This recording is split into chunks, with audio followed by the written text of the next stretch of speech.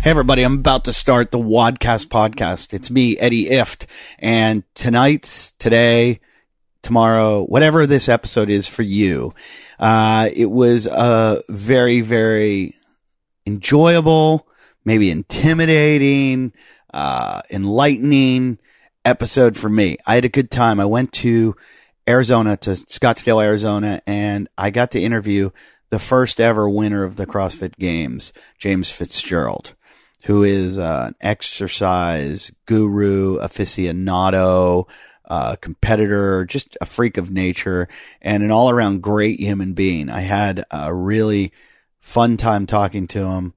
One of those guys that I just didn't want it to end.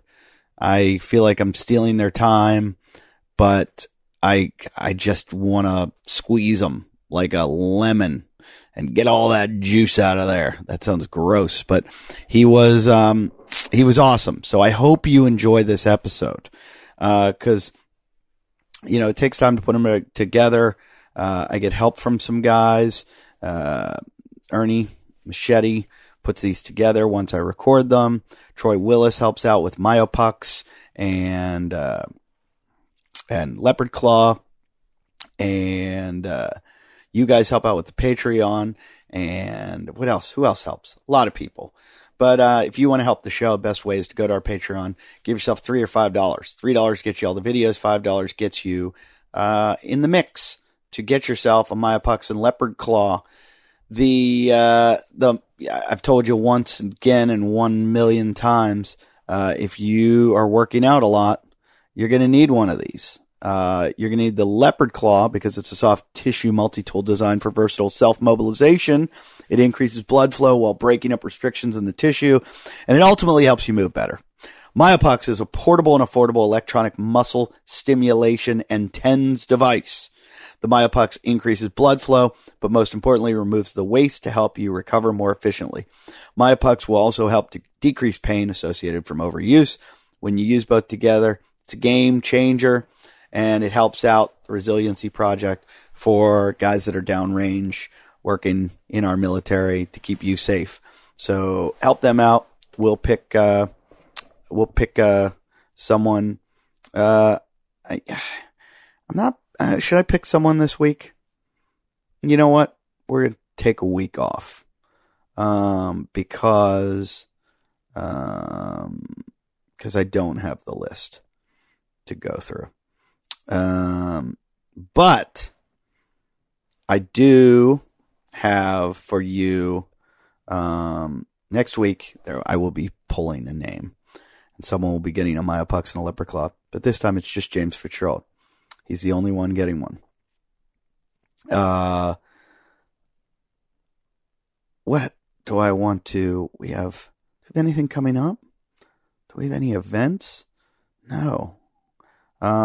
I have shows. I'm going to be, if you're listening to this, I could be right now, it's crazy, but I could be in Ann Arbor, Michigan, hopefully interviewing Doug Chapman, from Hyperfit, one of the OGs of CrossFit. And I'll be doing shows at the Comedy Showcase in Ann Arbor. That's right. The 10th, 11th, 12th, I'll be in Ann Arbor. 17th, 18th, 19th. This is of January. You can see me. And 20th, 17th, 18th, 19th, 20th. I'm going to be in Sunnyvale, which is South Bay, California, San Francisco area, San Jose, Sunnyvale, Cupertino, all those areas. I'll be up there 17th, 18th, 19th, 20th at Rooster T. Feathers. 24th, 25th, 26th, 27th. You can see me at the Pittsburgh Improv. That's in Pittsburgh, Pennsylvania, going back to my hometown. Then the 1st and 2nd, I will be in Worcester, Massachusetts. 4th, 5th, 6th, I'll be in New York City. Worcester, I'm at Woo-Ha-Ha, I believe. What a name. 4th, 5th, 6th, you can see me at the Comedy Cellar in New York City. 7th, 8th, 9th, I will be in Boston at Laughs Boston. I go back to LA for a few days, and then I head out to Australia. February 14th through March 17th, I will be at the Adelaide Fringe Festival. The 21st, I think it is, I go to Launceston for the Lonnie Laughs, or I don't know what it's called. And then the 28th, 29th, 30th, I'll be at the Comedy Store in Sydney. So come see me, Australia, because I head back after that to the good old US of A, America. I'll be back in America doing shows around Las Vegas and a couple other places. St. Louis. Check out all my dates at eddyf.com. Hit me up if you want me to stop by your gym. You know me, I love to drop in on me some CrossFit gyms and do some crossfitting. I like to CrossFit. So check me out at eddyf.com. Send me a message at wadcastpodcast@yahoo.com and help us out. Go to our Patreon. If you like the show, which so many of you supposedly do, send me notes. Keep it going. Buy our sponsors' products and use our promo codes and give it to the Patreon. And I'm really going to try to get some good merch going. You're going to hear a deal in the middle of the show for some leggings, buddy. Some leggings. Check those out. And I believe that's it. Okay? So let's just get to the show. One last request, please. I love the hashtag still listening. Makes me feel good. I know a lot of you are big Armin fans, and some of you are Scott fans, and you might be sad that the gang broke up, but I'm working really hard. I really, really, really work hard to try to keep this show together. And I would appreciate it if you could go to iTunes and give me a rating, review. That would help. And let me know. Let everyone know, because then people read the reviews and go, oh shit, I'm going to listen to the show. So check it out. Enjoy this episode with James Fitzgerald. And again, any comments, criticisms, or anything, do it on iTunes or send me a message. Go to our Facebook page, or we have a new Instagram page. Hello, new Instagram, Wadcast Podcast. There's like 20 pictures on there. I'm updating. I'm going to do the stories. Check it out, people. Go to Wadcast Podcast on iTunes and sign the fuck up, where I want to get to 1,000. And then the next thing you know, I want to get back up to the 28,000 that we had when I lost it, when the page went away. So that is the goal. 28 days, no, that's going to take longer than 28 days. But check it out. Before we get to James, how about a little word from one of our sponsors? How about it? This is a pretty interesting, cool thing that it's a little break to the show, and it's, I'm editing stuff together right now because I happen to be driving out to do another interview for the Wadcast, and I was like, oh wow, I get to stop and see one of our sponsors. For Athletics is one of our sponsors, does amazing stuff, and they're out of CrossFit Montrose out in Glendale. Armin, shout out to your people. I'm in the heartland of the Armenian people. CrossFit Montrose. This is where the guys from For Athletics, two of the owners own CrossFit Montrose, and just wanted to stop by and say hi, and also got a chance to talk to them about their branding program. So I'm here with Ben Magnone. Close. Magnone. Yes. Magnone. Ben Yes. Magnone. Ben Magnone. He's Ben Magnone. And I say that 3 times so that I remember it, because then I won't ever forget it Now it's again. in your memory forever. I'm the worst with names. I am so bad that when I introduce people to people, like sometimes my friend will walk over and I won't know his wife's name. And so instead of introducing them to like my wife, I'll just go, hey, look who's here. And then I walk away. Ooh, that's better than the, hey, this is my friend Champ or Buddy or Skip. I'll know my friend's name. I won't know his wife's name. Oh, okay. So I'll be like, Lauren, look, it's Bill. And then I'm gone. And I'm like, good luck, Lauren. Find out her name, because I don't know, but I'll never forget your name now. Okay. What kind of name is Magnone? You're not of the Armenian persuasion. I am not. I'm told that it's Italian. Okay, that sounds totally Italian. Magnone, from the Italian root mangia, to eat. Good eater. How'd you guys start For Athletics? So it's my brother and myself, and we have 2 really good friends from college who were in the startup apparel space for denim. Where'd you guys go to college? We went to Azusa Pacific, so Okay. right down the road here in Azusa, California. Shout out Cougars, I guess. Yeah. But yeah, so we have two friends who were in a startup for a raw denim company that use kind of a unique model. And my brother and I own CrossFit Montrose and are in the activewear space every day, and kind of got together and decided that we would take the model that they used for this denim company and we would apply it to activewear. Yeah, So- you guys do it kind of a crowdfunding. Yeah, type we do thing. crowdfunding, which means, let's say we want to launch a new legging with a unique feature like some zippers and pockets or something like that. We would create a sample for it, go take photos of it, introduce it to our audience, and say we have like a 9 to 12 day funding period. And we need, our factories need a minimum of, let's say, 400 units to go into production. So we'd say if we can hit our 400 units, we'll go into production. If not, we'll refund the money and kind of retool it and go back to the drawing board. But let's say we get 413 orders. We'll buy enough fabric for 413 pieces, cut and sew 413, and then deliver 413. So nothing ever needs to go on sale. Right. Nothing is ever wasted. Right, exactly. And you also can kind of find out what works and what doesn't work. Yeah, so it's very minimal kind of overhead to us. We don't have to invest in creating a product and then marketing it to you and saying you want this or you need this. And usually how long's the turnaround from when people are saying, I want to buy this, to when it's in their hands? So back like 2 years ago, it used to be like 6 to 8 weeks turnaround, which is kind of a long time. But we've just through learning how to build product and that kind of stuff, kind of gotten that down to like 3 to 4 weeks now. So you pay for it, the campaign closes, 3 to 4 weeks later, you get your stuff in the mail. Oh, wow. Yeah. So that's pretty cool. That's really interesting how you do that. And it's almost like you get to see, if also like if you go, hey, I really like these leggings, or I like these shorts, I want to get this. And you're also getting to see, am I picking something that's popular? Also, yeah, totally. But how many things don't make it? honestly, there's only been a handful that Yeah. haven't gone into production, and just based on a different factory, they have different minimums and that kind of stuff. So leggings are usually a higher minimum, but what it allows us to do, and we advertise that we're wholesale direct to consumer. It doesn't always work out exactly like that, but generally, company A decides they want to make something. Their actual cost to make it, let's call for a pair of leggings, is like $10. Right. They then have a wholesale markup, increasing it to 20. Then there's a retail markup, which is like 50% or more than that. So you can cut all that shit out. So we're trying to cut all that out and then just deliver the savings directly onto consumers. That's pretty cool. Yeah. And now you've got this new plan that you're doing for gyms.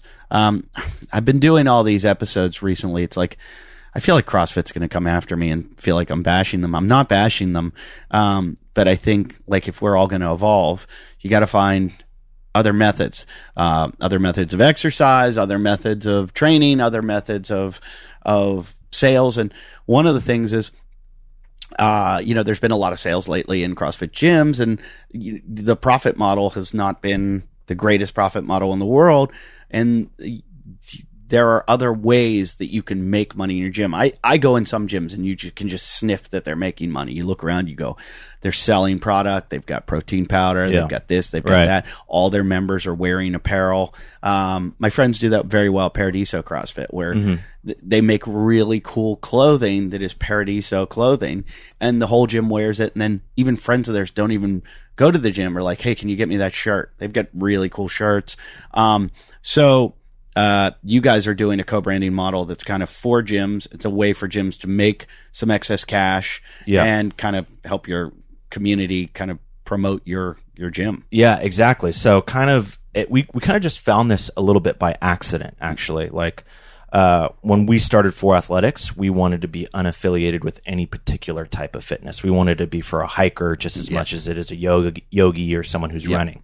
So we never attached ourselves to, what we were doing in having a CrossFit gym. And then just through kind of trial by fire, our members every so often would come up and be like, hey, we want a t-shirt, we want a hoodie. And then as gym owners with limited resources, we would say, okay, let's go find someone who makes a hoodie. Okay, how many do we have to buy? Then we would go find a printer and say, okay, how many hoodies do we need to print on in order to, what's our minimum, basically 30 or 50 hoodies or something like that. And then buy out the inventory, sell it to our members, and then try and resell it throughout the next 6 months or something like that. So I was like, we have these resources of leggings. Let's make some leggings for our members. We had like 56 girls sign up the first time we offered it. And so then chicks love leggings. Yeah, chicks love leggings. So we just made 56 exactly, and we gave them to the girls. And you know who else loves leggings? Guys looking at chicks in leggings. Yeah, it's a win-win-win situation. Yeah, and guys know, women know that, and they're like, hey, I'm just going to wear leggings all day long, because it's their way of going. It's our version of sweatpants. Yes. Where we're like, I don't give a shit. And we just put sweatpants on. But they're like, I don't give a shit, but I also look amazing. Yeah. And I don't, not to toot our own horn, but there are some independent studies, can't really cite the sources of those studies, but they say that these leggings are squat approved and guaranteed to add, 5 pounds or 15 pounds to your deadlift, and really lifts and holds in all the right places. Really? Yeah. That's interesting. Yeah. I'm going to start wearing leggings now. Yeah. I think Kanye could have said it. It's possible he said it. Trump might have said it. I don't know who. Trump probably said Trump. It would have been a lot more. It would have been, you're going to get your PR. Guaranteed. It's going to be the best squat you've ever had. All the best fabrics. Mexico all the best will pay for the fabrics. Yeah, exactly. Yeah. But so what the co-branding idea is? Yeah. So for a gym owner who doesn't maybe have a graphic designer or anything like that, we're saying, hey, just let us know you're interested. You can have access to our designers to get you a rendering of what the leggings will look like with your logo or gym name on it. You can take pre-orders from your members. So if you want to order 5 leggings, that's great. If you want to order 500, that works too.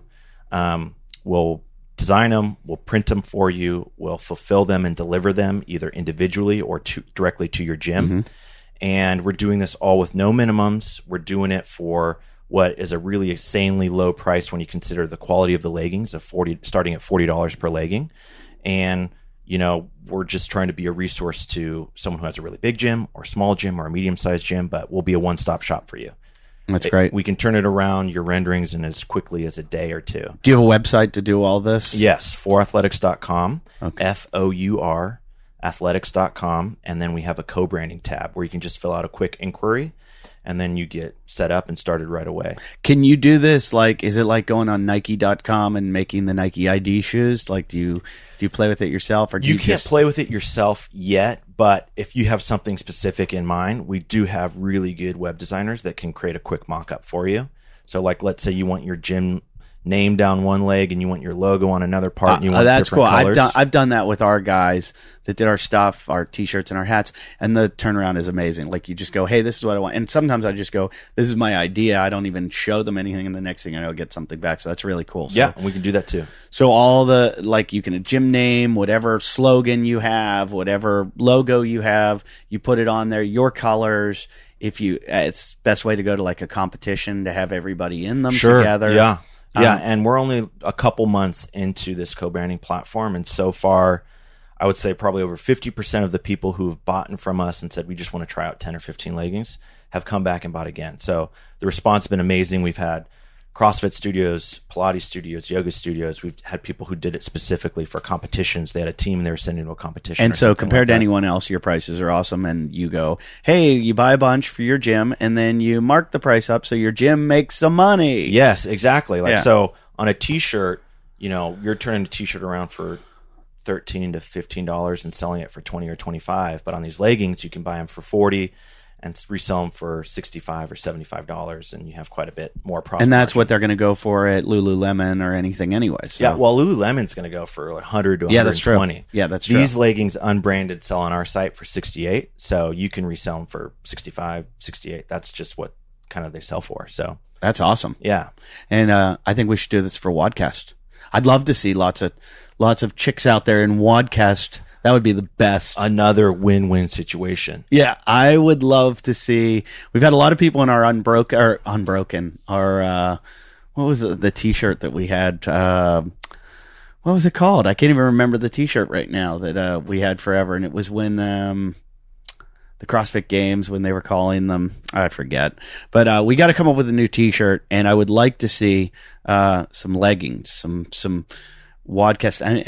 I'm gonna go out there and say if we could get a bunch of girls, and I got to come up with a number, but if I can get a bunch of girls wearing the leggings, I will wear a pair. There we go. To do I think the first open workout. Oh, wow.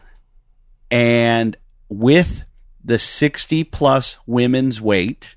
Okay, there you go. 60 plus women's weight. And I will have a judge me. Yes. And that judge will be Hunter McIntyre. And I will make Hunter wear a pair of these also.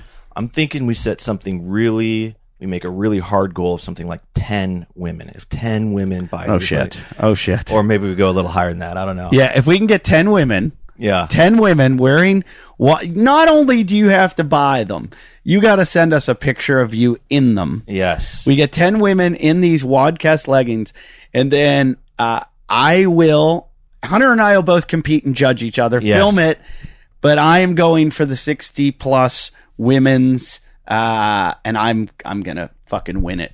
You're going to go for a number one overall score? I'm going for number one overall score on the very first.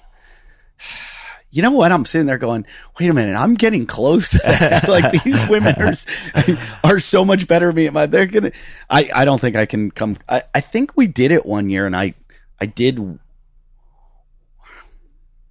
think I might have beat all the women. The number one score. But it was like close. Yeah. It was brutal. Yeah. It crushed me. Sam Briggs, right after she won the games, did a competition of the NLI. Have you ever heard of that? Yeah. She did one, and she competed against all the guys, and she just like crushed them all. Ass. Yeah. But I'm going after 60-year-old women. Yeah. Is that the oldest age group? 60 plus? I think 60 plus. Yeah. Yeah. I don't know. I think they'll probably at this point beat me too. So it's going to be tough.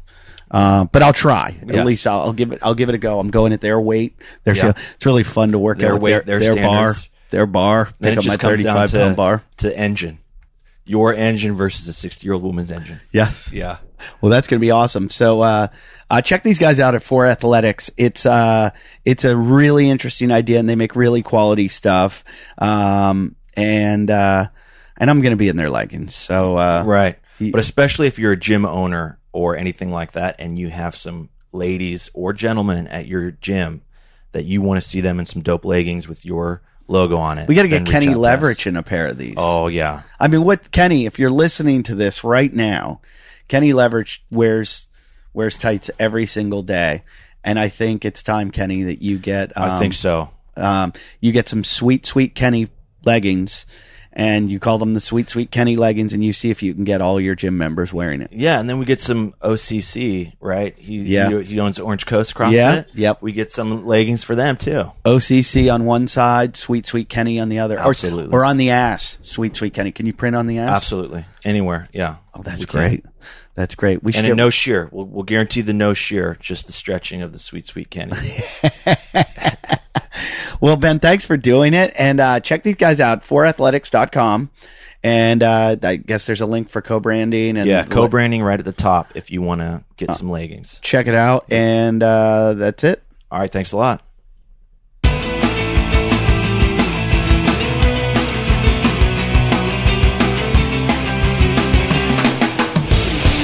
Ladies and gentlemen, welcome to the Wadcast. Ladies and gentlemen, welcome to the Wadcast podcast. Can I get it out? I can get it out. I got it out. I'm Eddie Ift. I am here at the Dalai Lamas. I'm sitting across from a man right now who is wearing Birkenstocks and a robe, basically. And socks. Yeah, Birkenstocks, socks, and a blanket, like he just and a shaved head, just like he came a Staples blanket, like they do.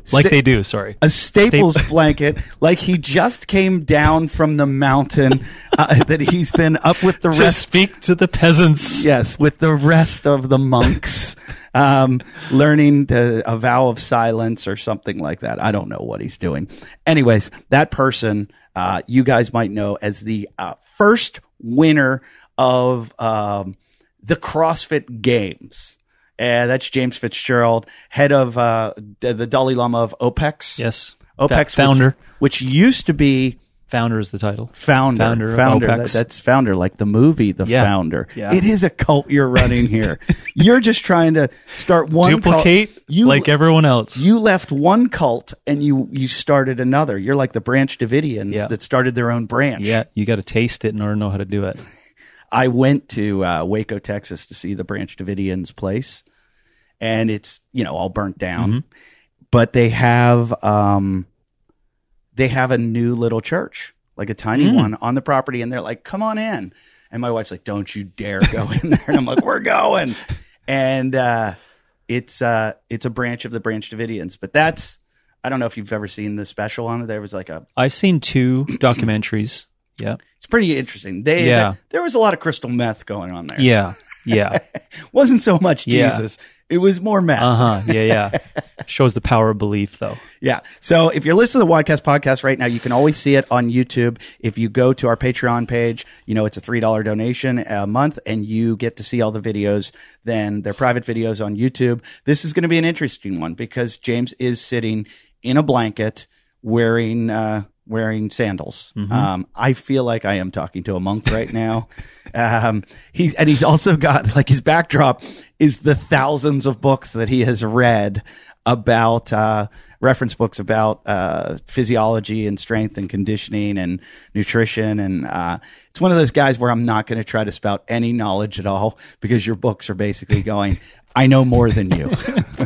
I propose to know more. Well, it's a front. I think that's pretty much, isn't that how you get? I've read some of these. Yeah. You got some amazing books. You posted one the other day on your Instagram that was Everybody Lies. And I was like, I need to read that book. Yeah. What's it, the gist of it? This former Google engineer, or he spent 5 or 6 years there, just basically felt a personal desire to let everyone know, as this social media move is creating this lack of perception between what is reality and what is fantasy for people's lives and how everything is happening in culture. He wanted to provide real information on some uncovered truths of what people were searching for. Oh, wow. And what they search for is vastly different than what we believe. It's all transgender porn. There's a lot of porn conversation in there. Is there really? Yeah. Well, I say that because a friend of mine worked as a porn editor for years. He's a stand-up comedian named Yoshi. And he said that it's like the second most purchased kind of pornography. Yeah. He's like, so, there's such a... there's this weird world where the whole public is against it and, looks down upon transgenders and everything. He's like, meanwhile, everybody's wants to see it. Yeah. Without uncovering what's inside of there, it's, he discusses some really uncomfortable areas of the human psyche. And it's just fascinating because we have stories in our own heads. And then how you and I talk, for example, we'll never develop a relationship even on this deep enough, possibly, to ever uncover some of our own truths that we would search for on Google. Right. Interesting. Does that make sense? It does. So the stuff you'll search for on Google, now that is different today because now that people are more woke to privacy issues and what they can and cannot, who's looking, that may change. But I called it a sweet spot. He picked a sweet spot in time where from 2011 to 2016, no one really knew how much those were watching. Right. So the searches, dude, I'm telling you, are just on my other show, next level. My other show, the Bingle Show, the comedy show, we play a game called Can I look at your Google searches? And we ask the guest if we can look at their Google search, because I've always said, whenever I hear politicians say we shouldn't do this, this is wrong or this, I'm like, can we go through your cache right now? Yeah. I'd love to see what you're searching. Yeah. Because I have a feeling you're a hypocrite and you're full of shit. Yeah. But, that's everything. That's almost everything today though, right? In order to figure out truth, like you have to come into my office. Right. Right. We have to shake hands. We have to you have to, if you were to spend more time with me, you'd go home with me and spend time with my family. You'd see my kids. You'd see my behaviors and stuff. And that stuff it's not unfolded anymore. Right. Like you know what I'm saying? There's so many personalities out there.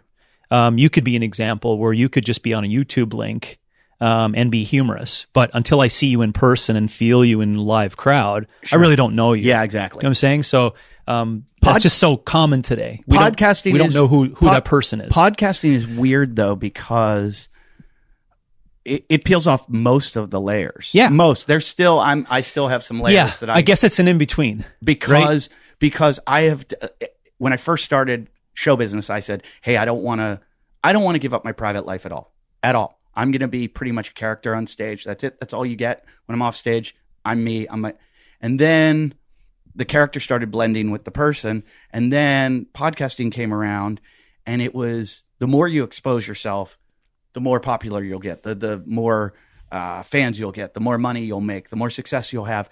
And I was very against it in the beginning. I didn't want people to know where I lived. I didn't want them to know my wife's name. And then more and more, it just kept breaking down, and it kept breaking down to the point where I was like, I got nothing left to hide. Yeah. I have told them everything. Yeah. And to the point where I'm worried about my digital footprint Yeah. because I have a daughter now. Yeah. And my daughter's going to grow up and be like, Yeah. my dad did this Yeah. and this and this and she has access to stuff that you used to be able to hide. Yeah. And you used to be able to kind of, Yeah. you had your, I don't have a private life anymore. Yeah. I think we're getting older though too. Yeah. And we're starting to care less about everything else. Yeah. I think secondly, there's probably a fundamental principle in human nature of vulnerability too, that people don't really get to feel you or know you unless you're really vulnerable, because that's what you're speaking about, Yeah. right? You're getting more vulnerable or Sure. being more open. Sure.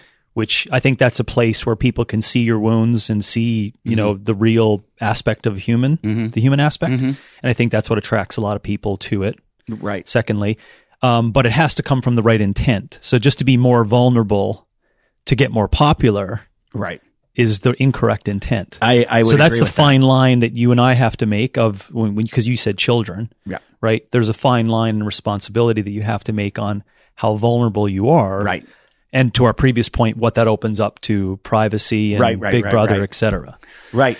And I agree with that. And the responsibility part of it, like you said, as we get older, things become less important. Yeah. That becomes my main. Yeah. I never thought I'd be that guy. Yeah, for sure. But my main priority is my family, my child.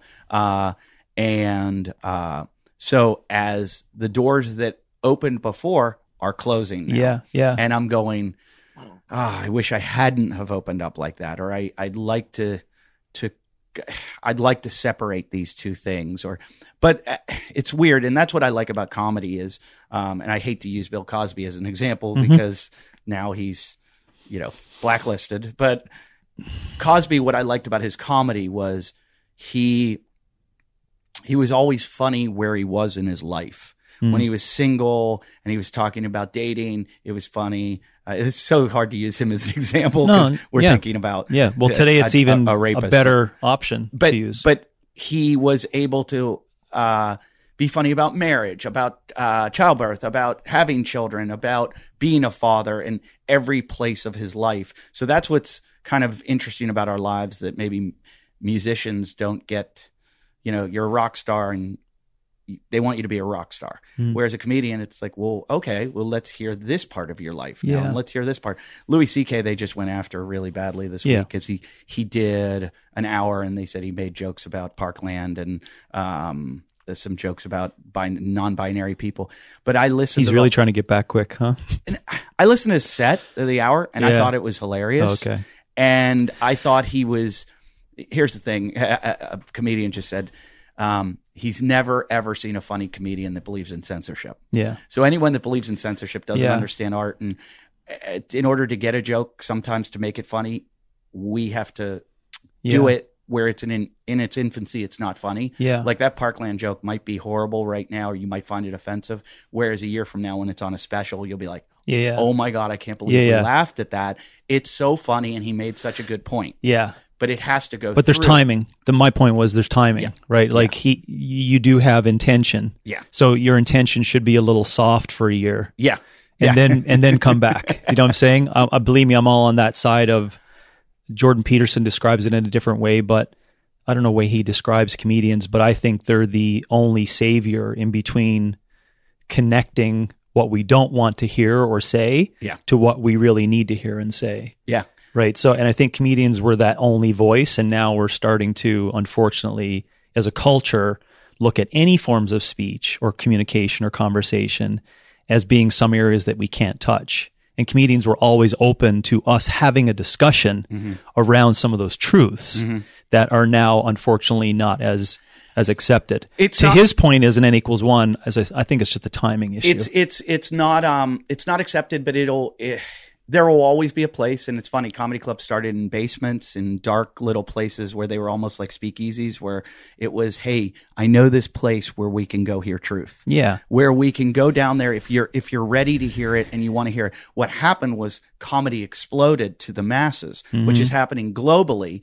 And then it's leaving it more open for criticism, where people are going, I don't like this. And everybody has a voice, but there will always be that place. I mean, he's hiding practically in these little places. It's not like he's out there going, hey, I'm trying to make money. Yeah. He's going, I'm working out material in these little dark places, and people are coming to see him, and then they're recording them, posting it up for the masses to hear. Yeah. And he's not out there for financial reasons right now. He's doing what he does. Yeah. And but don't you see little signs of things that are happening in terms of repressing that conversation that could be some insight into it being a little bit more of a bigger issue long term? So we were just talking about Bill Burr. So he has a number of European dates, right? Right. And so let's just say that someone causes a kerfuffle on the 13th out of the 15th date that he has. Right. Don't you see that as possibly being a problem more so than being this underground conversation, and now it's so public, right? Yeah.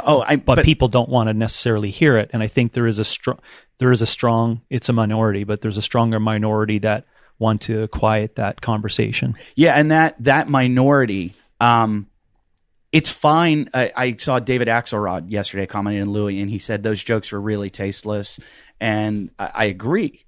But he goes, I don't believe in any kind of censorship, and as a society, we shouldn't be trying to censor. What you do is we live in a free market. You don't pay to see him.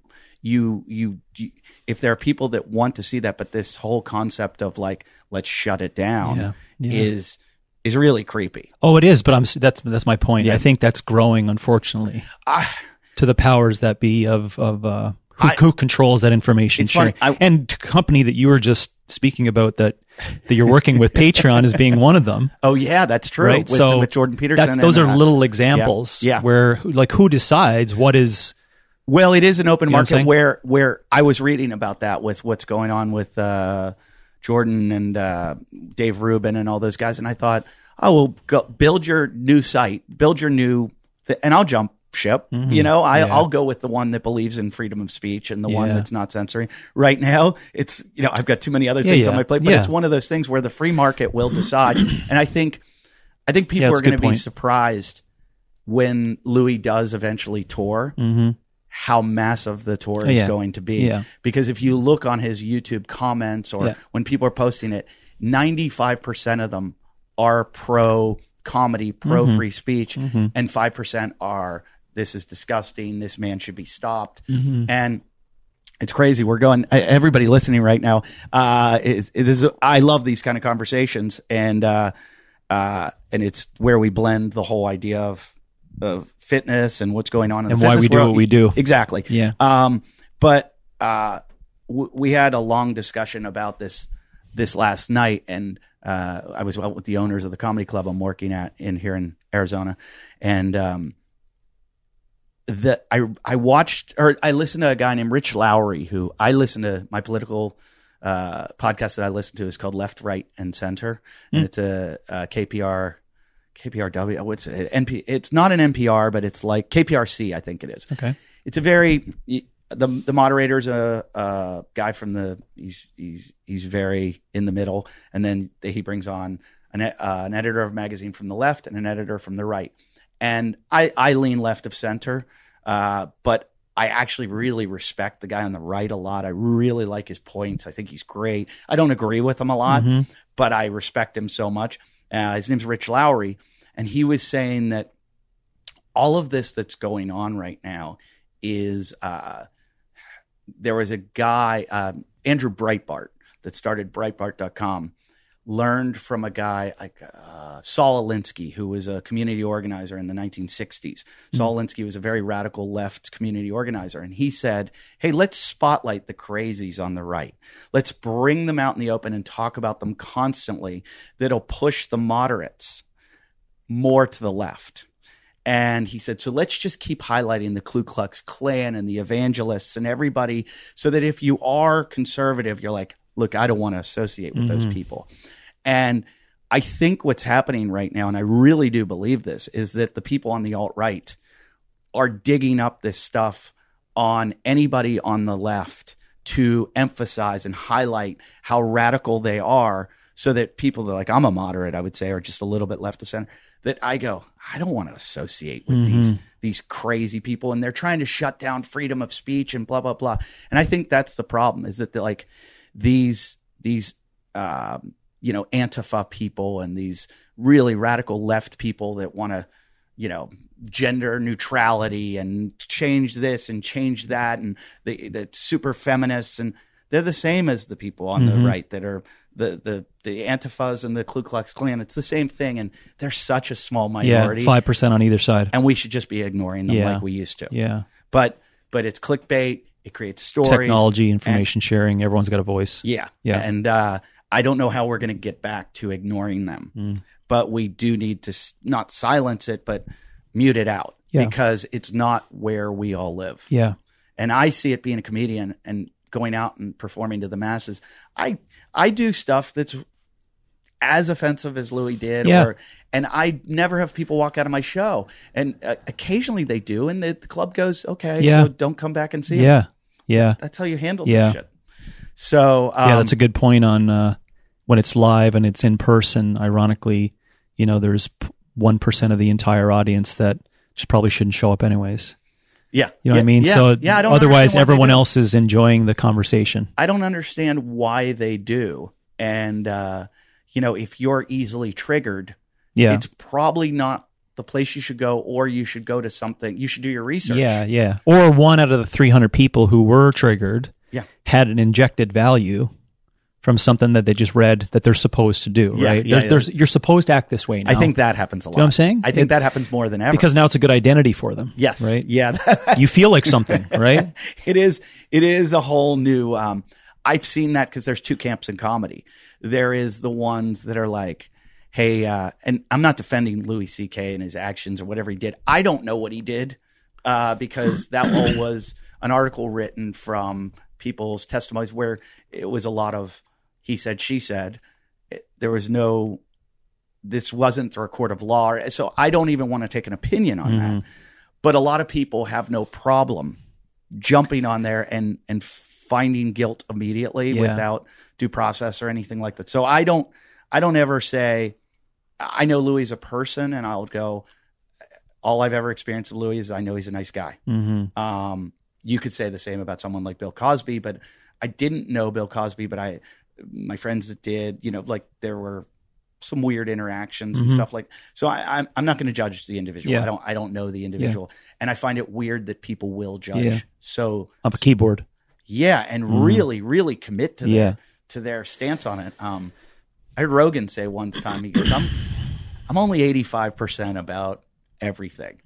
He's like people say, are you pro-choice? And he goes, yeah, I'm pro-choice, but like maybe like 85%. There's like 15% of my brain that's going, maybe this is still wrong. Learning. Yeah, and that's how I feel I am about everything too. So I don't like to take a stance on things because I feel like we're all flawed individuals. Yeah. And I don't want to be the hypocrite going, he's wrong. And Yeah. I'm amazed that people do this. Yeah. I'm amazed at how much people are willing to take a stance on the internet. And I'm like, you're in a glass house. How dare you? Yeah. Like, and it's so obvious for me knowing all these public people to go, I've got shit on you right now. And I can't believe you're taking this stance when all I have to do is make one phone call and you're done. Yeah. And I don't get it. I think it's this narcissism that people just want to be part of the conversation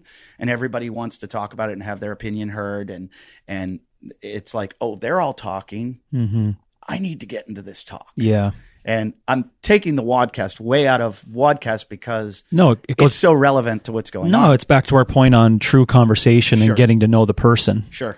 And to my point that if you and I were to spend more time with each other throughout the day through conversation, we could disagree on multiple different points, but it brings us to what we're doing here, which is long form conversation to really get after some concepts or ideas, which is completely different than you and I bantering on Twitter with 100 characters back and forth on a topic, when really we could come together and have a conversation and kind of see each other's views and laughter and facial expressions, and then get an idea why we're doing what we're doing. Well, I find that so much the antisocialness of Twitter and all these things where people aren't getting the context of what people are saying or knowing the new media is making it tough today. It's dangerous because people want 10-second pieces. Yeah. Right. Because there's so much options, but we know the answer to some of those biggest issues takes hours in conversation. Yeah. Right. Yeah. And then secondarily, people are attempting to do that through podcasting, but not everyone is listening effectively to the entire podcast. So it's either at 2 times the speed to fit it into a smaller bracket. You do that too? Yeah. Or it's they're not really listening because they're saying and posting that they just listened to the podcast, but they actually didn't do it.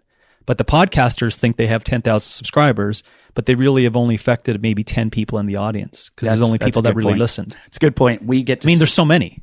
So how can everyone listen to a 2-hour podcast? No. And we get to see the length that they listen. The average listening length is what you see. You don't see which every person. Okay. So you'll get. That's good data. Yeah, it is good data because they'll say they had 47 minutes. You did an hour and 10 minutes. The average listener length was 47 minutes. And I was always amazed by that. Yeah. Because I would have said it's more like 5 minutes. Yeah.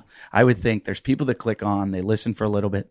And I was always amazed. And I think that's what's great about podcasting is that, I listen a ton and I lock in and I'll stop and I'll come back and I'll start again. And I'm one of those people. I'm on airplanes all the time and driving a lot. And so I have time to listen, but you go back to the 47 minutes and it's like, oh, that's when we stop talking about free speech and we start discussing exercise.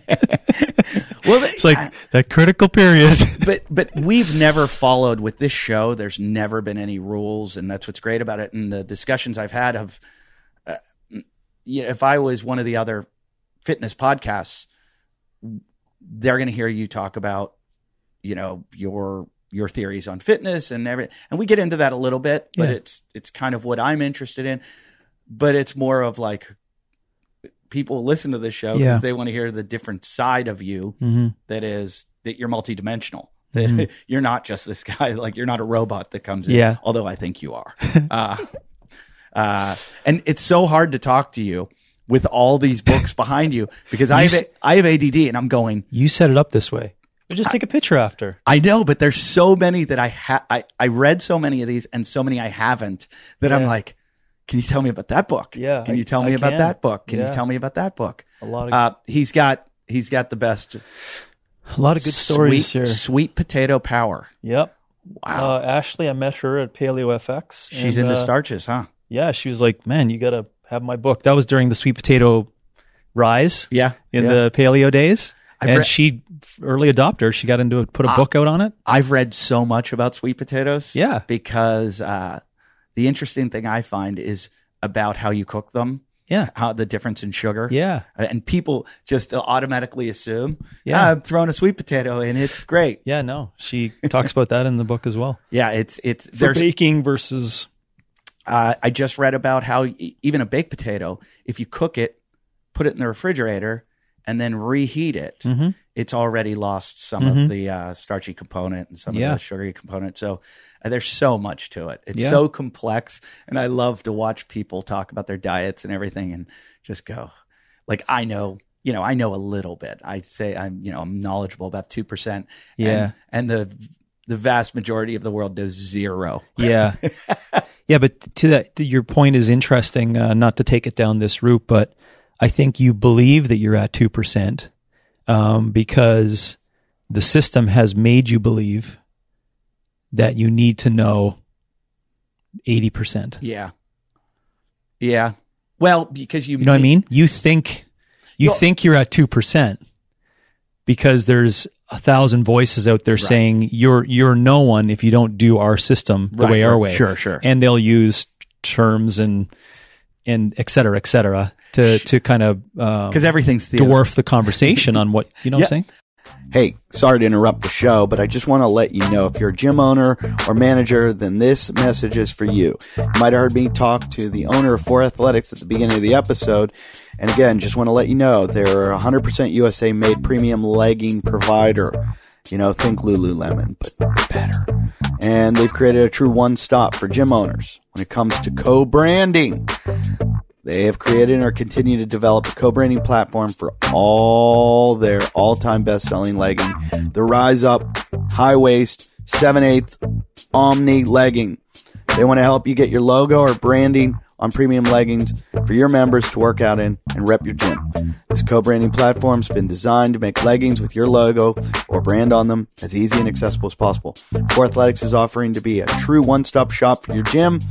They make the leggings, give you access to their designers to get your branding on the leggings, and they, you just give them your logo, give them what you want. They'll get it on there. And the best part is, there's no minimums on the orders. Doesn't matter if you're a huge established gym or you're just starting out. You want to just get a few members, get it going, get your team going. That's how you spread the word about your gym. Doesn't matter to them. You want to buy 5 or 500 leggings, all for the insanely low price, starting at $40 per legging. This co-branding platform's been designed with the small gym owner in mind first. If you have limited resources at your disposal, they want you to act. They want to act as your big resource. So that's the deal. They're there for you. Get on there. Go to 4athletics.com. Click on co-branding for more information. That's 4FOUR athletics.com and click on co-branding. People are loving it. We've already had a whole bunch of gyms sign up. Get on it. Get on it right now. I just thought that the other day. I was doing something and I thought people, if they talk with an authority, like a voice of authority, people will trust them and believe them. Yeah. And I've watched people who don't know what they're talking about talk like that and watch everybody believe them. Yeah. I've been in that position. Yeah. As the person in the audience or up on stage, let's say, in that position. And you just got to know each position in order to be able to speak to it. And where you're preying on, we could be with good intention though. That's the thing is, if you're speaking dogma on principles and exercise and you're faking it till you make it, but it ends up helping those people because they're principles, I'd argue that that's probably okay, as opposed to leading them all astray because you sound like an authoritarian figure and it leads them to disarray. There's a good song called Science of Myth by Old Man Markley. I think it's a cover that they did, but it's basically about that. About it doesn't matter what you believe if it helps you get to that place. And he's basically talking about religion. Like, if religion praying gets you through something, then fucking pray. Fake it till you make it. Whatever's going to get you, whatever's going to cure your cancer. Play that game. I feel that a lot about Wim Hof. I've been, I've tried it. I've researched it. I've tried to find out about, all the aspects of it. And, I always say this, I want to see the data. I want to see the science. I want to see more data. I want to see more empirical evidence. My buddy has an office somewhere down here. He built a thing called the Stratosphere, and I have him on the show all the time. They all know him, Crazy Bobby. And Bobby it's a hypobaric chamber that he is. I don't know why it's in Scottsdale, but he had it built in Australia. It's shipped here. Oh, because the Mayo Clinic is here. Okay. So he has the head of the Mayo Clinic, or the head of sports. You probably know the guy, the head of sports medicine there. is working with him on it. Okay. And it's a hypobaric chamber, not hyperbaric. It's hypobaric. And they do all these different pressure changes, and you exercise in it.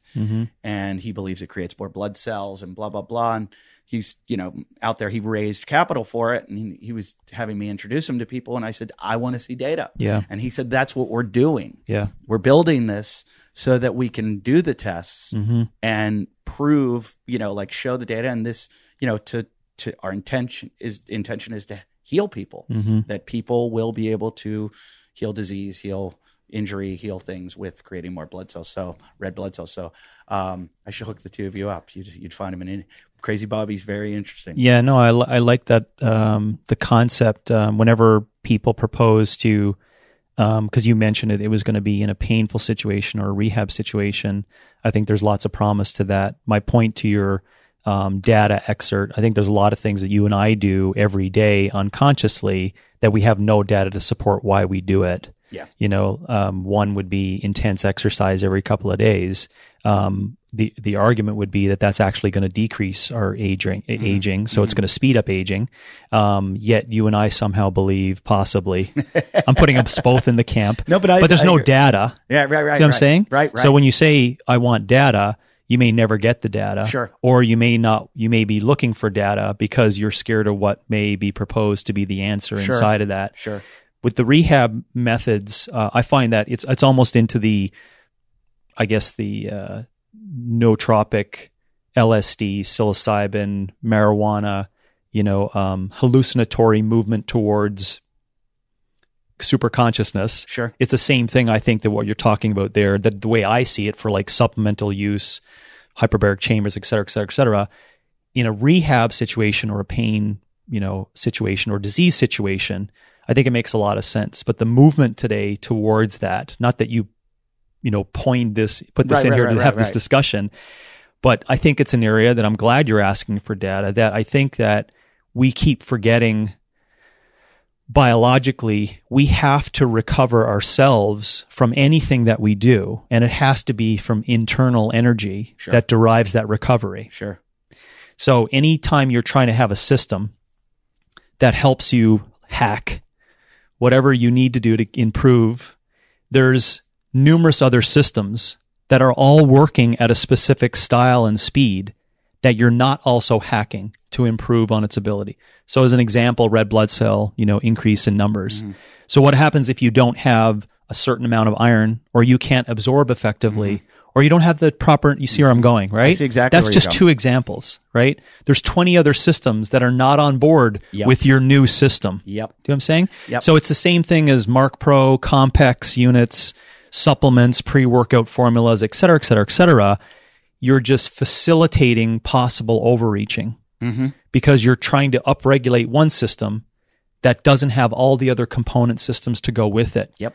Which is the reason why, in order to improve or get better at anything, you need to do it with what you have capable. Yep. And then you only go back and do it again when you're fully recovered from your own energy that creates a recovery of that mechanism. Yeah. That's not where you were going with it, but no. The point on that, I find that interesting when people want to hack that area. It's very interesting. It's for what reason? It's That's very my interesting point. you say that, because it's like I've been listening to a lot of Chris Kresser and him talking about all these epidemiological studies. And when somebody says, "Oh, well, the Japanese moved here and they got less healthy, and it's because they started eating more meat," and he's like, "Yeah, but were they more sedentary? Yeah. Did they do What was this? their lifestyle?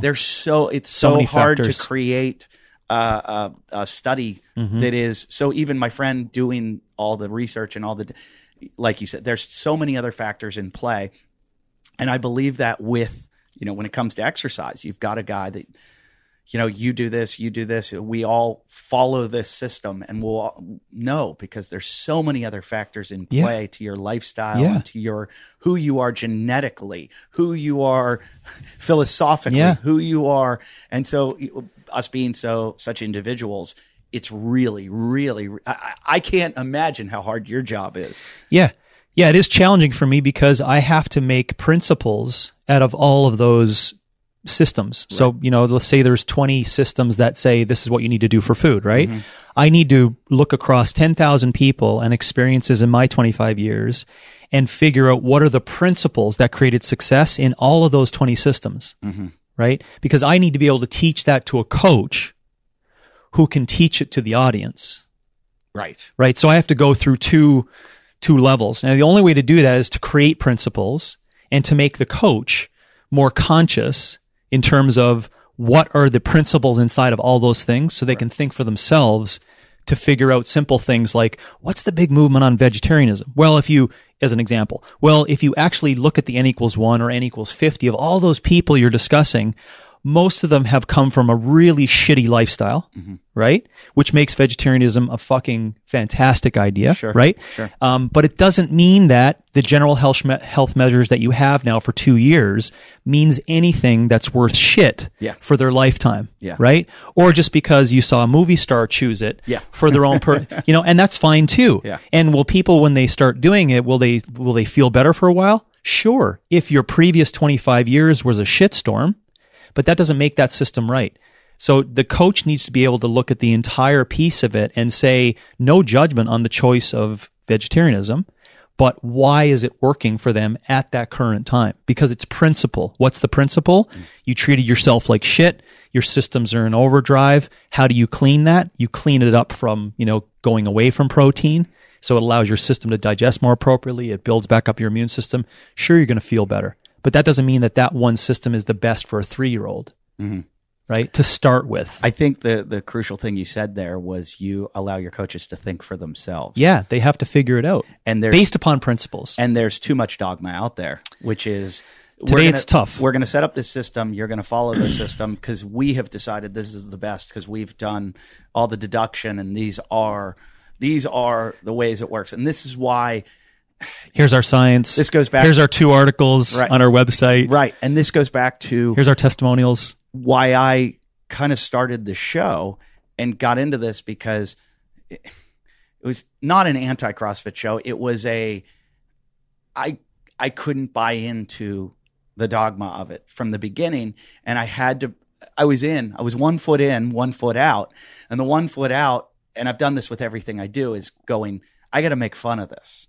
Because by making fun of it, a comedian, they say everybody looks at a box and describes the box. We turn it upside down and then look at it. So I had to turn CrossFit upside down and say, I got to find all the flaws in it because I'm a sin. And I have to do that because if anything, that will make it better. Like fight the flaws. Yeah. And create some humor around it too. I'm sure I would talk with Glassman and he would eat me alive. But I still would run away from him and go back and find my flaws. And I do with it. And that's why I don't buy in. And I think as a general public, at least in America, that's it's what I did the whole last episode on is there is this growth of it. CrossFit was great. It started a revolution of fitness and it got a lot of people, there's Crazy Bobby right there. What are you doing calling me? No, you just mentioned, you said anti-CrossFit, so you're getting a phone call. I wouldn't doubt it. I sometimes wonder how much they listen. I'm looking around for cameras. I got an email the other day saying, it was from CrossFit saying, we want to send you something. I forget what it was, a t-shirt or something about something to do with CrossFit that they're going off on, like some new, I forget what it was. Doesn't matter. Whatever it was, here's me. I'm like, they want my address. They want to know where I am now. Like they're trying to figure it out. And I know some of those guys, they could call me on the phone and go, hey, where are you? Where are you living? What are you doing? But it was just creepy that I was like, I have a feeling there's more to this and I'm just going to not answer. I'm not a conspiracy theorist. I just, they came after us for the name the one time and they threw Armin out of the games everyone knows about. And they've got their business and they're trying to make money. And that's, at the end of the day, that's what a lot of these things are. And I believe a lot of people have really good intentions. And I think it's like I said, the 85-15, they might have 85% intention to make the world a healthier place, and 15%, let's make a shitload of money, you know? And I don't know where I stand on that. You know, part of me is I want to just entertain people and make people laugh. And then part of me is like, I want to make a shitload of money, or and I vacillate back and forth constantly. So I can't blame them. I can't point a finger at them. I try not to judge. I'm critical, but I try not to judge. That's a weird dichotomy, but love's a good balance though. Yeah, it's weird. And I'm still looking at your books. I can't. Have you read all of these? No, there's a couple on top that I have for a lineup for the next couple of weeks. And where do you find the time to read? Morning times. Sitting here in my office in between some consultations or some training. Trips, like you, I travel at times, and I can fly through a bunch during that time. I just make time. How do you stay off your phone and do it? Because I found... Well, I use my phone a lot for media as well, podcasts or reading as well. So I don't... But if you were asking that in terms of reading books on my phone, I only read hardcover or paper. I'm not sure what the terminology is, but I can't read like on a Kindle or my phone. Oh, me neither. I like taking notes and like bending it and smelling it. You know, I like the feel of that. But for the phone, you know, I'm not sure if that's why you're asking that. But I generally get my information and stay in contact with people to that. What I meant was, my go-to used to be I'd get on a plane, pull a book out, read the book. Yeah. Now I get on the plane, I've got my phone there. Oh, I've got Wi-Fi. Yeah. I've got, you know, until that plane, I've got podcasts on there. I can play around on my phone. There's so much in there, and it keeps me. I think I used to read, you know, 10 books a month or so, like crazy number of books I used to read a month. Now it's like I'm lucky to get one in because I read the news constantly. Yeah. As a comedian, we have to stay up on the news, and we have pop culture and stuff like that. Yeah. But I feel like I'm not learning anything. I'm just storing shit like in my frontal lobe. When you do the book, or when you stay on top of when I'm culture? on the phone. Oh, okay. And nothing's really resonating. Yeah. There's a lot that's going in there. You're just not aware that you're picking up on a lot of it. I'm worried that it's not, though. Yeah. Well, I feel like I feel like this is where you acquire real knowledge, because with a book, you can go back, go over it, go back, go over it. Okay, so on that point, I think some of the things that people may look at value in terms of seeing books is that it's based upon what you perceive to be something that you may wish to be, or something that you think is worthwhile. So individuals may look at books and see school. Some individuals may look at books and see worthiness. Some people may look at books and see intellect. And then you've got to scour that entire continuum and say, what's influencing me to look at those books and go, right? So you may be looking at books and saying, I don't take enough time for myself, right? Because that's what books is as a form of meditation, or kind of being alone with your thoughts, right? As far as acquiring knowledge, I think something that I would add to people who like to, you know, pull in information and read stuff, not just for meditation purposes, like Harlequin romance examples, right? Which is, again, if it shuts people's brains down and creates more of a parasympathetic state, that's fine. But I generally get to use these things. Mm-hmm. So when I read something, like you and I just discussed the Google engineer Davidovit's, information, do you see I've just like used the information that I got in the book? Sure. So if you read a book, but you can't use it like within a couple of days, or in your conversation, or in your day-to-day access, then you're probably not really acquiring any of it. And I don't know if that helps in terms of the shit you're reading in pop culture. Yep. So my argument to you would be, I think you do, because part of your job is to stay on top of what's current, right? And because you're using it in your language, right? When you're on stage and you're performing, and you're talking to me, you can have those conversations. So I think you're picking up on a lot of it because you get to use it. Yeah, that's a good point. I saw somewhere, and I just had this random thought. I saw somewhere once where I think it was you on a video competed against the UFC.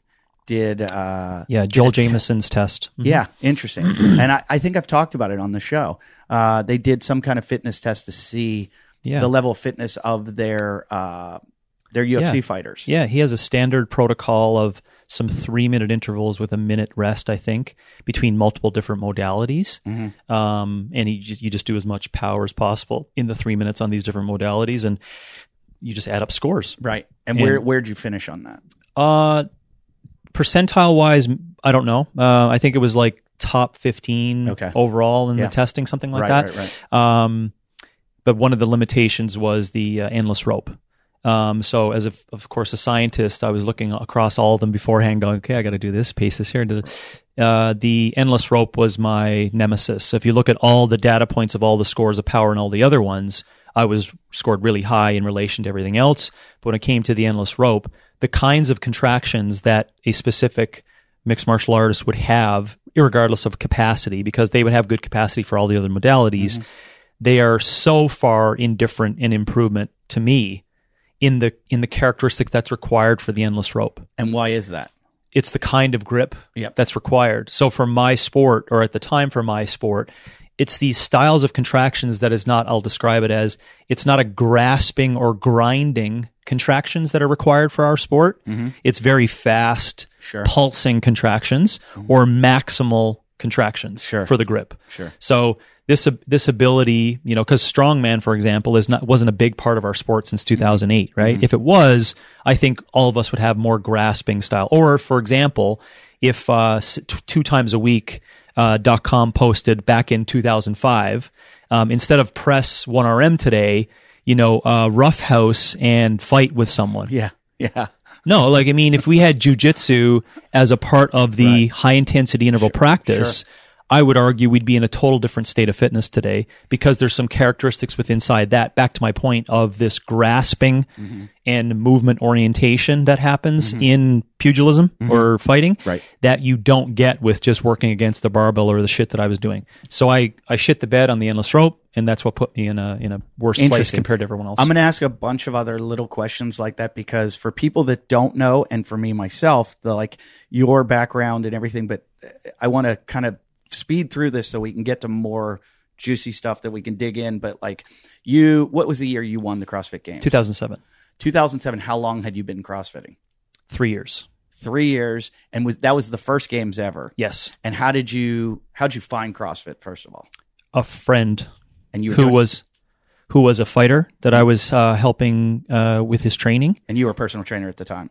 Yes. Okay. And did you start teaching CrossFit, or were you just... Yeah, immediately started implementing it, not only for myself as kind of my exercise, but using some of the ideas for my own clients as well. And you were doing that here in... No, in Calgary. Oh, you were up there, so... Yeah. Okay. So I knew that, but maybe they don't know that you were... I was in Calgary from 99 to 2011. And so you went from... when the games came about, you were already... fully into CrossFit? Oh, yeah. Okay. Yeah, like you called it 1 foot in, 1 foot out. I was probably 20 feet deep in. Wow. So it was... so in. Did you find it just so revolutionary when it came to fitness that... Yeah, I had... so the 2 things that I immediately saw from this new concept was decades and decades of possible work on this new form of energy system training. That I saw inside of it. Because when I saw power cleans, ring dips, and run around the building for 15 minutes, everyone else saw that as blasphemy against weightlifting and high intensity bullshit. What I saw was a whole new form of work, and how to wrap myself around that for 50 years. Yeah.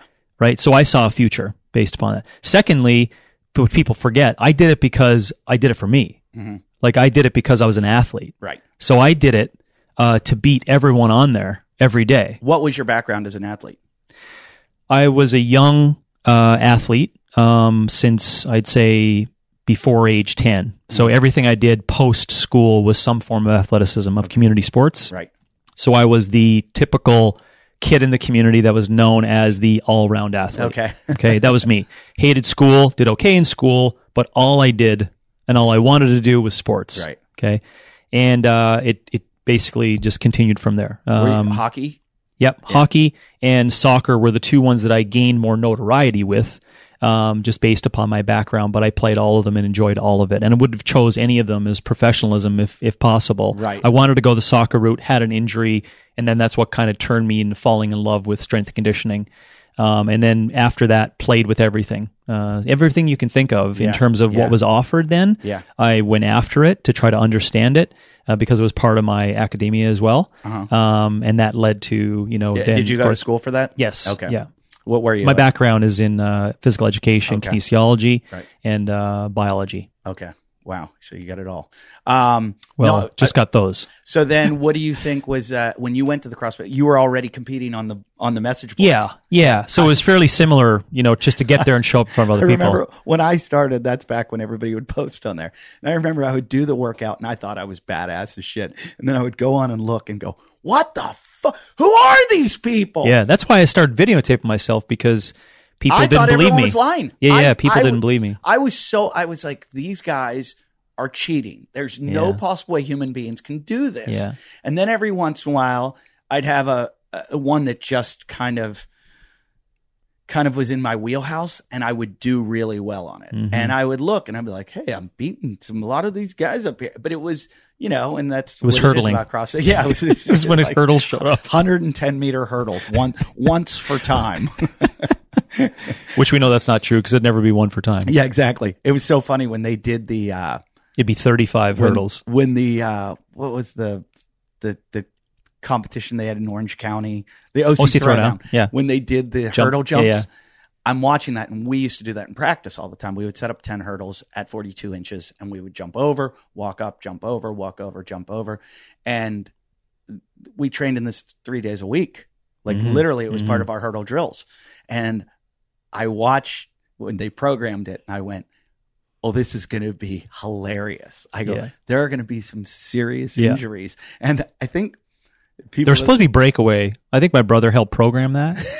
There were supposed to be breakaway hurdles. That was the thing, but something happened in the design I love logistics. that your brother programmed it, because we had on the guy, the director of the OC Throwdown. And I think I was telling him, I was like, there's going to be carnage everywhere.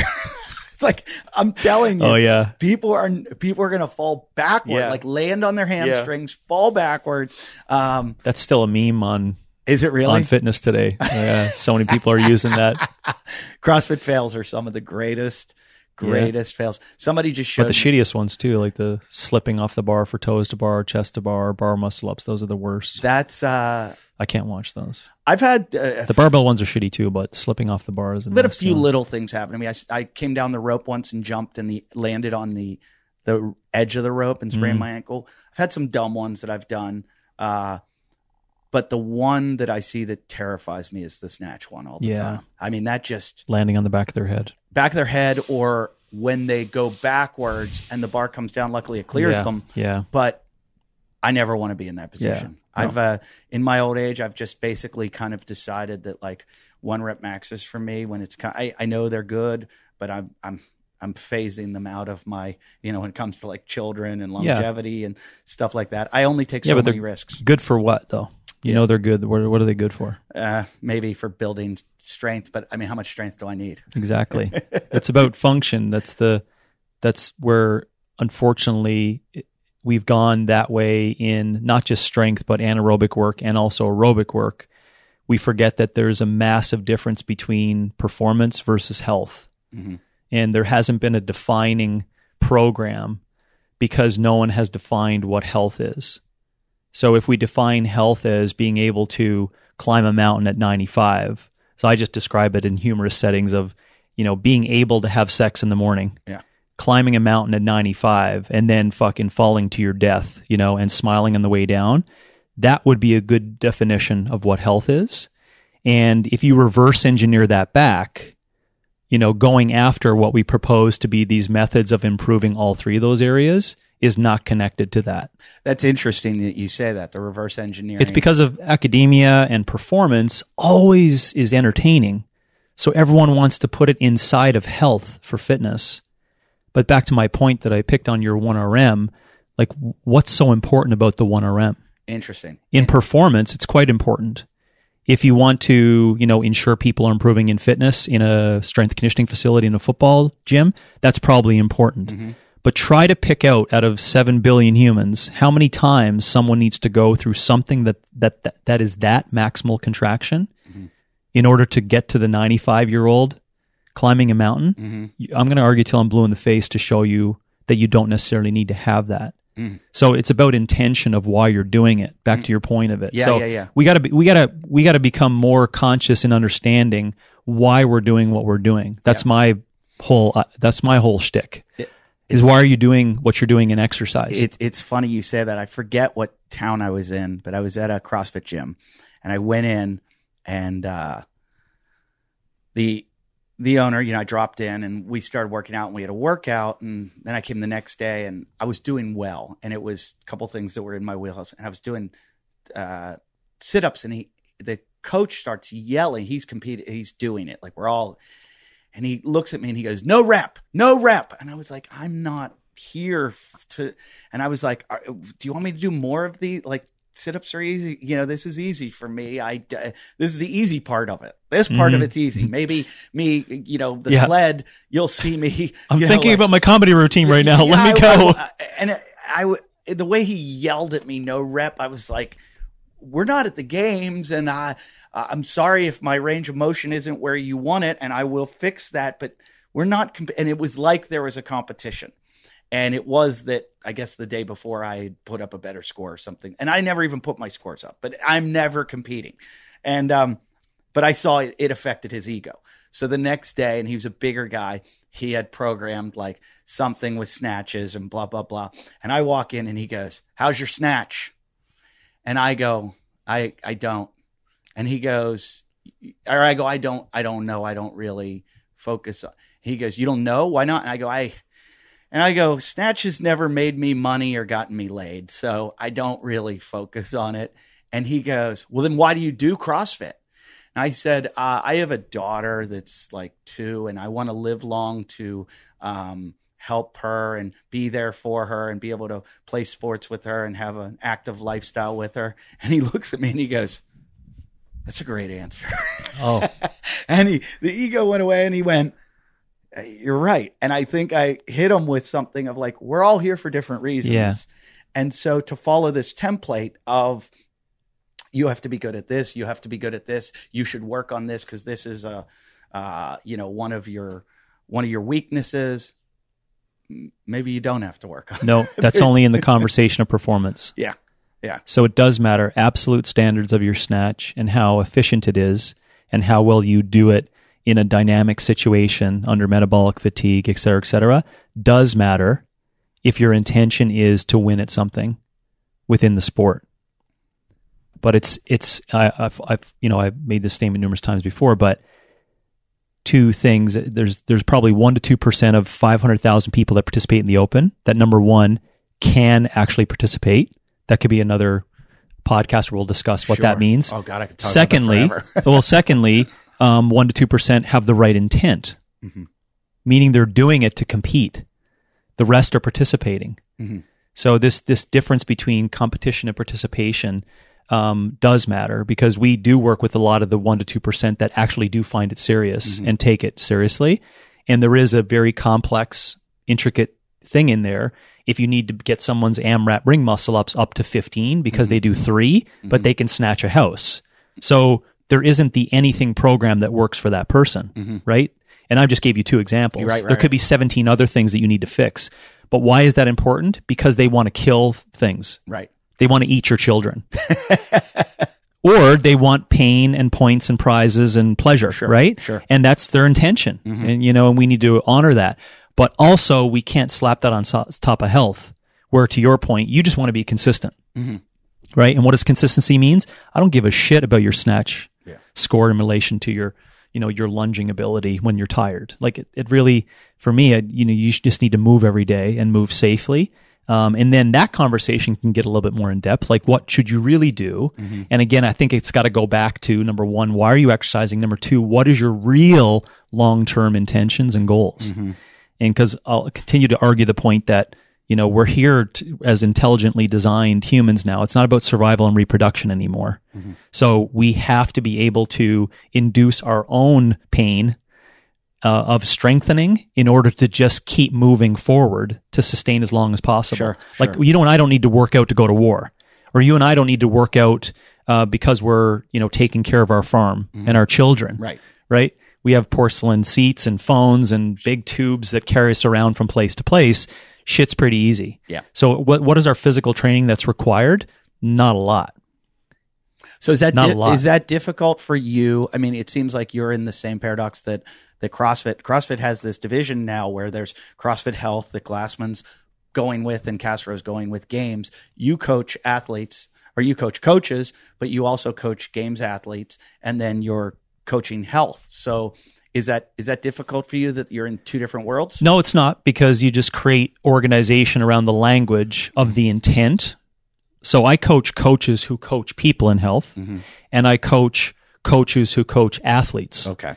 So it's just the language of intent. That's a very fine line. So like this morning, we had a conversation. You saw our meeting that we were having with the coaches. We always start with, well, what's the intention of the client? So if the intention of the client is to win shit, then it points directly to the left. I'm not using left or right here in terms of ideology, and then if if the intention is to look good naked, to live long and prosper, etc., it's the other fucking side of the continuum. Yep. It's not a close second. It's the other side of the continuum. Interesting. Right? Yeah. And so then you have to say, well, what should I actually have to do as tools to get towards those goals of life and health? Again, it has to come back to what are biological principles that are going to get you to that point. Well, and what they are, you know what they are? It's some resistance every now and then and easy, long aerobic work. But that's not sexy and it's not entertaining. And we're trying to squeeze it into the middle with intense activity, making everyone think they need to do something really intensive. Why? You're just fixing a shitty lifestyle. You're fixing a shitty lifestyle, and no one has time. So we have to shorten all those things because no one can walk for 2 hours anymore. Right? So if your answer to, well, James, people can't walk for 2 hours is because they don't have time, that doesn't make walking for 2 hours wrong. That makes their lifestyle wrong. Yeah. So, and you can't fix their lifestyle as much. Well, we can help. Right. But what's your goal? Right? Again, and the reason why I used the walk for 2 hours, do you plan on climbing a mountain when you're 95? Or do you want to sit in a home from the time you're 80 to 95? Right.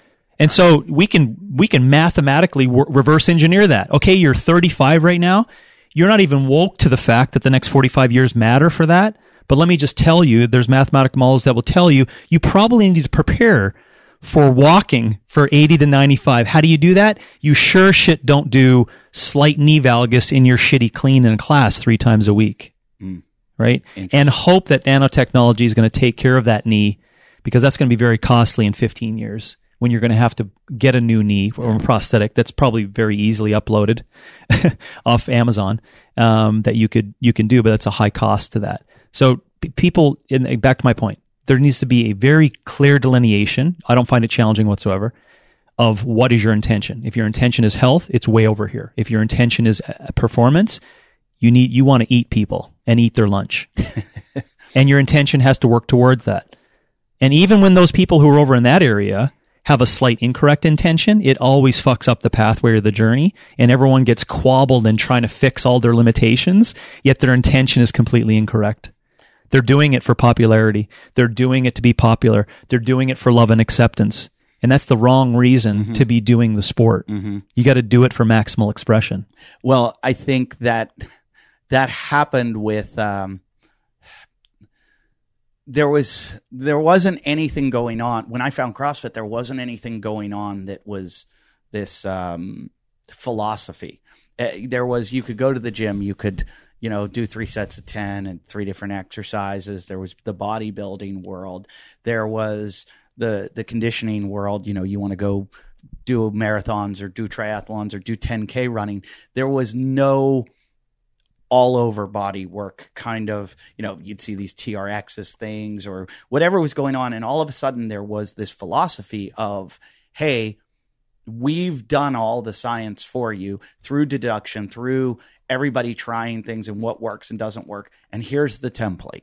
This is it. This is maximal health. This is, you are going to be healthy for the rest of your life, and you're going to be a badass, and we figured out your diet, and we figured out everything for you. And it was dogma, and it was science, and it was their science, and it was, okay, these guys they've done it. Mm-hmm. I'm gonna listen to them.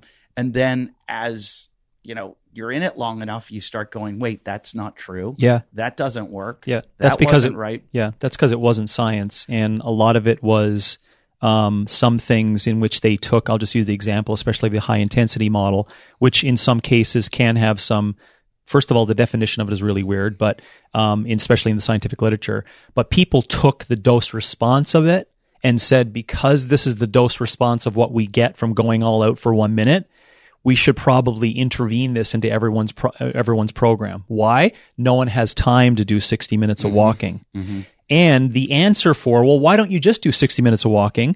Then they would say, well, we have science that would refute the fact that you'll burn more fat in a window after the 1 minute intense. Who the fuck cares about burning fat? Do you see what I'm saying? Like, the whole proxy was, but you will look good naked. Mm-hmm. You see, the proxy went away from doing this forever. Right. Do you see what I'm saying? Back to, it's unsustainable methods. Interesting. Unsustainable methods are unsustainable. Interesting.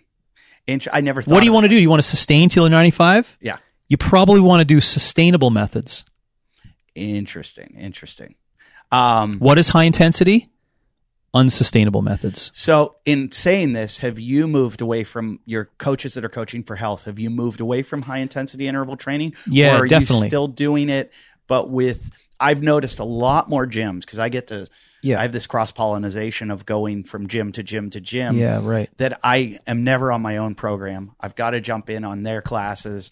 I sometimes get to do my own thing, which is always really weird if I'm doing it. And sit-ups. Yeah, that's all I can do. I usually do things because you don't want no one barking at you. I surf a lot, and I mountain bike, and I hike, and I want to do things that'll help me to do those well. So, and I also just don't want to do things that I know will hurt me. Mm-hmm. And I am trying to avoid injury at all costs. Mm-hmm. That's why I really liked Alchemy 365, because I liked a little bit of the high intensity interval training, but also the yoga that was the bipolar method. I've been having this shoulder impingement. Mm-hmm. For 6 months. And I have tried everything from crossover symmetry, you name it, physical therapists, everything. I swear I did yoga the other day and the impingement's gone. Yeah. And I'm like, well, why didn't I just go to yoga class? Yeah. How did that cure this in one day? Yeah. So I'm almost like, it could be back in a day or two, and it might because of poor movement. But I'm like, did that just fix this? I'm kind of stunned. But anyway, going back. Or you may have gotten there because the intention was wrong, where you went overhead because someone told you you're supposed to go overhead. Right. But the two things that I've heard you speak of, overhead in swimming to get out to the wave, or you know, saying hi to someone on your bike, doesn't involve what you were doing in overhead in practice. Sure. Probably. So you see where the lifestyle versus consistency needs to change? Yes. So if you're getting away, my point is, so you're getting, back to the question. I'll answer it quickly though. What I noticed about going to all these gyms is that everybody's getting away from like these, I don't see as many AMRAPs. I'm seeing a lot of 2 minutes with a minute recovery, 2 minute recovery, 2 minute, a minute, lot of recovery. Mm-hmm. And which is how I trained in track, which, people studied track for many, many years to get guys to run as fast as possible and break. And when I went to CrossFit, I was like, well, maybe they figured something out that all these exercise physiologists for years have been wrong about. And now I'm seeing it get back to that. Yeah. And I'm wondering, is that what are you into the, the endurance and long anaerobic? What is it that you're kind of teaching now?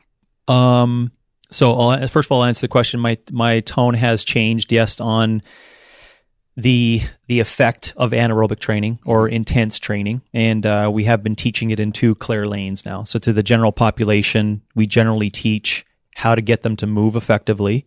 And it's generally through some great resistance practice and how to teach aerobic mechanisms. In a performance setting, we have to go and teach them about intensity. And there has to be a pathway to, as my example, to fix the snatch and the ring muscle up, et cetera, et cetera. So it is over there. For how I teach people, I forget what your question was, but how I teach people the principles of all those 3 buckets. How do you get stronger? How do you become more anaerobic? Or how do you become more aerobic? And inside of the progress and the progressions of each of those areas, the coach gets to extract principles to teach whoever they want to progress them in those areas. But again, it has to come back to the intent. So it doesn't matter what I teach. It's what the client's intention is. So if their intention is to live long and prosper, then back to my point, you only need to have correct progressions of strength safely relative to their function and arguably just aerobic progressions. Why? Because their intention is to live long and prosper, right? Not to do this intense shit for 10 years to look good naked, to get a partner, or to, get through this stressful period so that they can retire successfully, right? That's still a fast track model that's going to come back to haunt them because now they have 10 years of shit behavior and bad metabolism, right? And so most people, they won't fix that. They'll look like just like sick people at 50 years of age, ironically, because intense activity, I think, is right next to disease and sickness. Whereas vitality contains good resistance. So funny you say that. I have my guest next week is Dr. Drew, who's a good friend of mine, and we're going to talk about body dysmorphia and the exercise addiction, that people have that you say it's almost like another form of sickness. Yeah. And well, ask him definitely the question because in the dysmorphia conversation, there's a really uncomfortable spot in there where they seem to forget about the intention.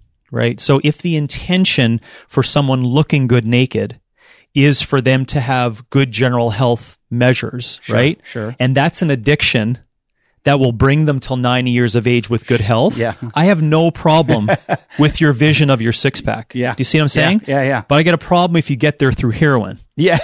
Right?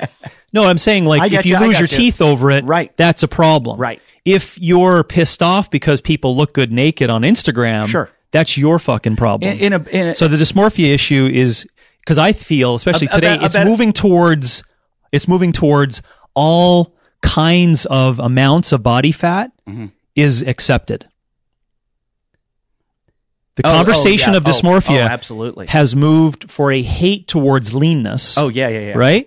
With that being attached. I just want to make mention of that. So when you talk to them. I do a joke about that on stage about fit shaming. Yeah. Like people are like, oh, you're one of those guys that works those intense guys, yeah. Like, what do you do, CrossFit or so? Oh, and it's like, oh, I'm sorry. Yeah. I'm the bad guy because I want to live long and be healthy. Yeah. And you've got Cheeto dust on your fingers, you fat fuck. I get very mad at that too. But I think a better analogy of what you're saying, heroin, like the steroid use. Somebody abusing, performance-enhancing drugs to get there, their intention to look that way where they're ultimately going to – that to me, that's some kind of psychological disorder that you're willing to risk your health for – the appearance, or for like I've never like I want to look good naked. I want to. That's part of it. I'm more health oriented, but obviously everybody wants to look good. We're all insecure, and we all want to attract a mate. That's part of psychology, but I've never understood bodybuilding to the point of to me when I see those competitions and I see people involved. I used to work at a Gold's Gym in Venice. I was like, these are mental patients. I would walk around the gym just looking at everybody going, you need to be locked up. Like you are, this is not normal. You can't take your shirt off. You're having trouble because your muscles have gotten that big. And we've had some of these guys on the show and it's there's a continuum of addiction and it's about it goes back to what the intent is.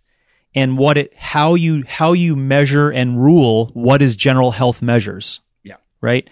Secondary to that, it's outside of my scope, but I would suggest people listen to Gabor Mate's knowledge on addiction behaviors and psychological behaviors around addiction, because he would then be able to get people more conscious to the fact of your commentary on, well, is it doing them a good, right? And for 7 out of 10 of the things in their life, it's doing them quite a service, right? But when it comes to judgment on what it means to overall health, that's where it gets gray, right?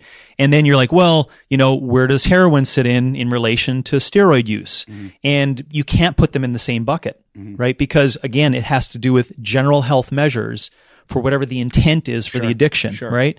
So the same could be for those intent. I would fall into that quasi category, intense fitness enthusiasts or exercise enthusiasts that could be unknowingly doing harm to their cardiovascular system, heart, et cetera, et cetera, et cetera, that at 62 may just not work, right?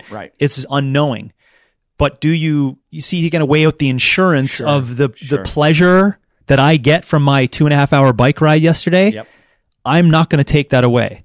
Is that an addictive behavior? Possibly. Or if it is, if you classify it as that, I'm okay with that. It comes down to the judgment of what that means. So back to the steroid folks, you got to go back to, you know, I think, what are they doing day to day? Like Ronnie Coleman, right? As an example, to sway it way over. The guy, you know, was a peace officer, probably helped millions of people, inspire them to be more healthy. You see where I'm going with it? Yet he was robust and gargantuan and et cetera, et cetera.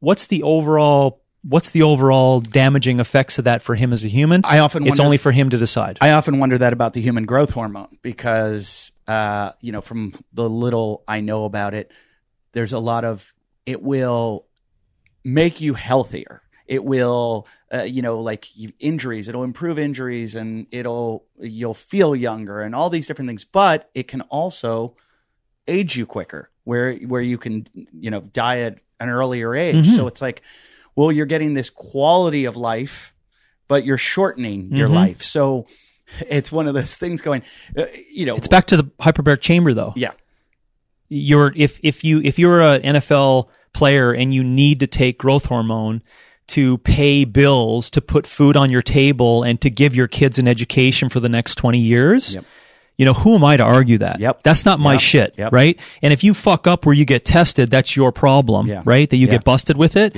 But who am I to fucking judge that person, right?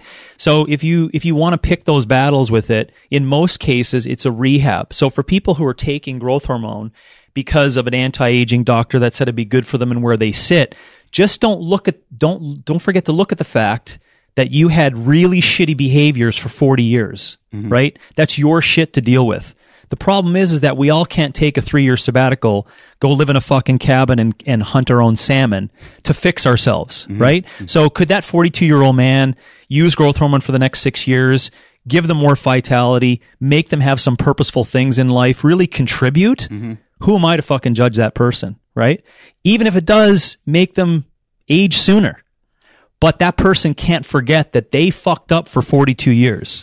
They have a shit lifestyle that made them want to have growth hormone. Right. You see what I'm saying? There's going to come a time where we're going to be more accepting of those, let's call them hormones, peptides, IV solutions for amino acids, all the weird gray areas that are really still fixing a shitty lifestyle.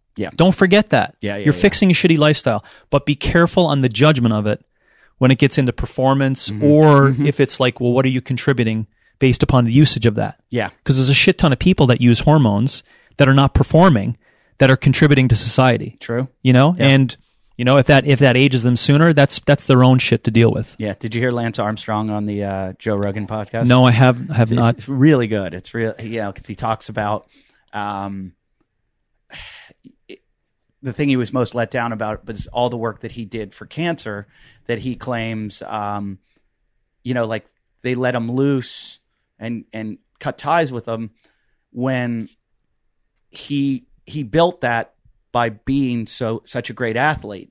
And he said, yes, I was using steroids, and yes, I don't want to get into like him as a person and how he treated people or any of that stuff. But he said, I won the Tour de France on steroids. I beat everybody else on steroids. They were all on steroids. I was the best on steroids. If you took us all off steroids, I would have won. He said, I just was able to, you know, like on that plane. Manufacture it better. We were on the same playing field. And so why is he the one to take the fall? And I remember It's because he won. Exactly. Well, I remember when and you have to include the conversation of being an asshole. True. You true. do. So true. And Ben Johnson, when he got busted, I remember I asked my coach at the time, I said something about Carl Lewis and blah, blah, blah. And he said, when Ben Johnson got busted, he said everyone was on steroids. He said they were all doing steroids and they needed to stop it. So if you go after the guy who comes in 8th, they're not going to stop. Mm-hmm. But if you stop number 1, yeah, it's going to scare them all. Yeah. And so that's why they went after Ben. But I've heard other stories and everything with Victor Conti and everything saying, you know, he was drugged and blah, blah, blah, because he was probably on another steroid. And this, I mean, when you get into the steroid conversation, that's a whole, yeah. I mean, that's a 20-hour podcast. Yeah, that's deep. And I've tried to, I keep trying to hook up with either Victor Conti or John Romano or Tony Roberts or one of these guys, because I really, really want to go. I don't think people realize how rampant it is in the CrossFit world. Yeah. I mean, I think there's a large population of competing athletes that are using, and I'm not here to judge them. Yeah. Because it goes back to this, what is your intention? I agree with you completely. Yep. And also, if everyone else is on this level, you have to compete at that level. So let's just say that the organization, or whatever the organization is, or, you know, the structure, and this sounds like crazy talk, but this is how you have to brain stretch why things are happening the way they are with steroid use or whatever the case may be. There was one event every year. It was 2 weeks and it was live. Okay. And you had to pay a certain amount to sign up, 2 or 3 years in advance. And by signing up, and there's limited spots that get you into signing up, by signing up, you sign on the dotted line that someone could show up to your house, and within 24 hours, you have to provide a specific sample. Or there was fast enough technology that they could request from an email that has to be answered in 3 hours, a blood prick sent away immediately from you, knowing it was you because you signed up and we have your information. Do you see how that would change entirely the terms of usage for hormone use or steroid use within the sport? Is because there's so many openings, right? Yeah. With sanctioning, with a competition. There's so many people that can compete weekend competitions 6 times a year. It's human nature. It's human nature. I've said this. If you have to do so much volume, you have to complex and hyperbaric chamber that shit, and you are going to squeak into supplements. You are going to squeak into something to give you 2%. Because it's sport. Right? Don't be so fucking naive to think. But the things swimmers shave their legs. But the things that change it, is organizational design of entry and how you're a part of the organization for the sport. Because they want inclusion, because they want 500,000 people, they want everyone in, but they will have practices of ensuring how they measure folks as a backwards approach, meaning that you get to this point and then we might test you. Meanwhile, you've made 150K and you've washed your system out by the time you got to that point when you're tested. See what I'm saying? So don't be so naive to think that, why would people not do it if it gives you an edge for performance, right? And if some morals come up in you in terms of cheating in sport, you just really haven't been in athletics long enough to understand the morality behind that. There's a documentary I've talked about many times on here. I think David Paradiso from Paradiso CrossFit brought it up, and it was on Netflix. I tried to find it again recently. I couldn't find it, but it's about cheating. And they did this thing where they tested people, and they had them, these guys had this theory about that everybody cheats, and they had people come in and take a test. And they would say, it was like a Scantron type of test, and they would take it, and they would say, now we're going to give you the answers, and you grade yourself at how many you got right and how many you got wrong. You get $1 for every point. There were 20 questions. You get $1 for every one you get right. Come up, just put your sheet right through the shredder and tell us what you got, and we will pay you. But the people didn't realize that as it was going through the shredder, it was scanning their results to see how many they got right. And they said everybody lied. And it wasn't that they would say, back to our book. They would say, they wouldn't say, I got 20 right, give me $20. They would say, I got 9 right, but they would get 7 right. And the theory of their whole documentary was that it's those people cheating a little bit that affect society more than there were outliers that would come in and go, they'd get none right. Be like, I got 20, like there were always guys just 20, hand me my $20 and walk out. But most people cheat just a little bit. And when it comes to that, that's why I don't want to be a hypocrite and say everybody's going to look for their advantage. I've heard so many countless stories in sports. I had a friend who worked in a booth at a famous football game. He was one of the, like on the coaching staff. And it was a famous game. It was like an Oklahoma something game. And they were in their booth and there was something wrong with the headphones and they were on the frequency of the opposing team. And they could hear the plays being called of the other team. And the coaches in the booth got together and they said, do we tell the head coach? And one of the guys said, no, let's just go. And so they knew every play that was being called by the opposing team. And then they would call in their defensive, like how they were going to play it. And they beat them. And so they were able to cheat. And that's why when people get, inflate gate and they go after, Belichick for this and that, it's sport. And that's what Lance Armstrong said. He said the Tour de France has been, it's been a sport of cheating. Yeah. Like they've been cheating. Oh, they've been on heroin in 1910 and Coke, right? Yeah. Crazy. Oh, they were snorting shit back then. One of the ones he mentioned was crazy. He said when they were riding the hills, a guy would come by on a motorcycle and hand you a cork that had fishing line in it. And the fishing line would be connected to the guy on the motorcycle. And you would put the cork in your mouth and hold on to the cork and ride up the hill as it tugged you up the motorcycle would tug you up the hill. That's so good. We live in a culture of cheating. I mean, look around you. Yeah. And for people to think like, just don't be naive. Don't be naive. It bothers and listen, me. even if because I was going to say, maybe you need to still speak to, if you want to get an idea on like what the truth is, you're not going to get it. Yeah. Right. So if you're like, no, I really want to know, because people make the comment, everyone's juiced in the sport. It's like, well, no, it's costly, it's complex, etc. But take it from me, I've been blindsided numerous times, right? Numerous times from people, dude. I would tell you, I'd spend years with them, right? As an athlete, and still be surprised to the fact that happened. So don't think that's naive to it. But just remember, always go back to the person. Google search. Always go back to, you're really not going to get what's going on in someone's head, or what I call, they'll never deal those cards to you because they have their own intentions, their own desires, and their own fears that they have to deal with. And listen, unless they're standing next to you on the podium, or they got a spot above you, that's the only time where you have the full-on right to create some judgment around what their practices are. But until that point in time, it is still admirable to be clean. It's admirable to be that way, and just do the best you can. It's funny. We've had so many games athletes on this show, and we joke around with them like, who does it? And they never talk about it on the show. And we get off the air and they're like, yeesh, blah, blah. And they're always pointing the finger at someone else. That's, they always have that guy in the games that they think is just a steroid monster. And a lot of the time while they're pointing the finger, I'm sitting there going, but you are too. Exactly. Or I don't even know. I don't know who this is. But I'm suspicious of you because of this or that. And I'm going, you're not clean. And you're angry about, and that goes back to me not being a hypocrite. In my business, there's so much cheating I don't even know if it's cheating. I don't know if it's unethical or more, whatever it is. But a lot of people create this facade of their social media profiles that aren't real, or they just hokey methods to get there.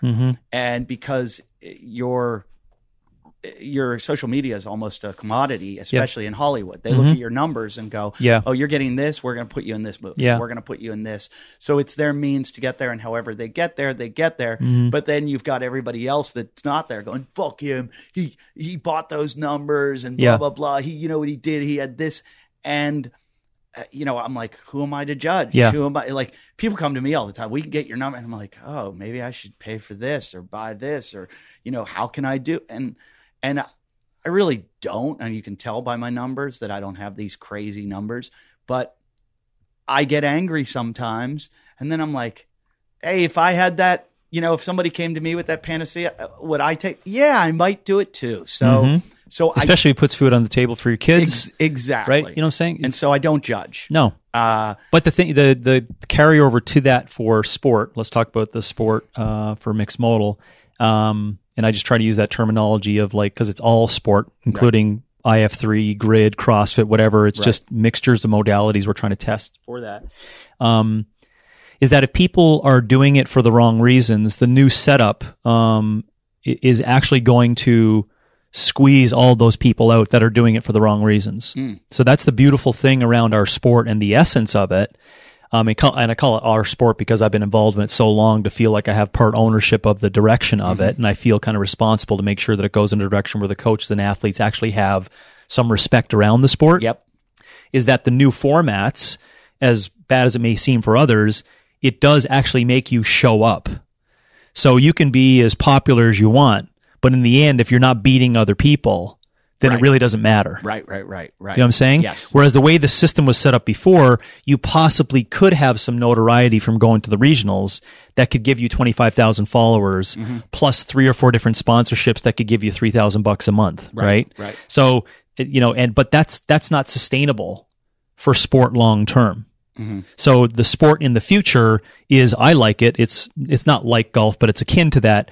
You have to win and you have to actually perform in order to get popularity, in order to get, what's due to you. Right. You know what I'm saying? Yep. So, because and I'm sure we spoke off the record about a couple of athletes before this podcast.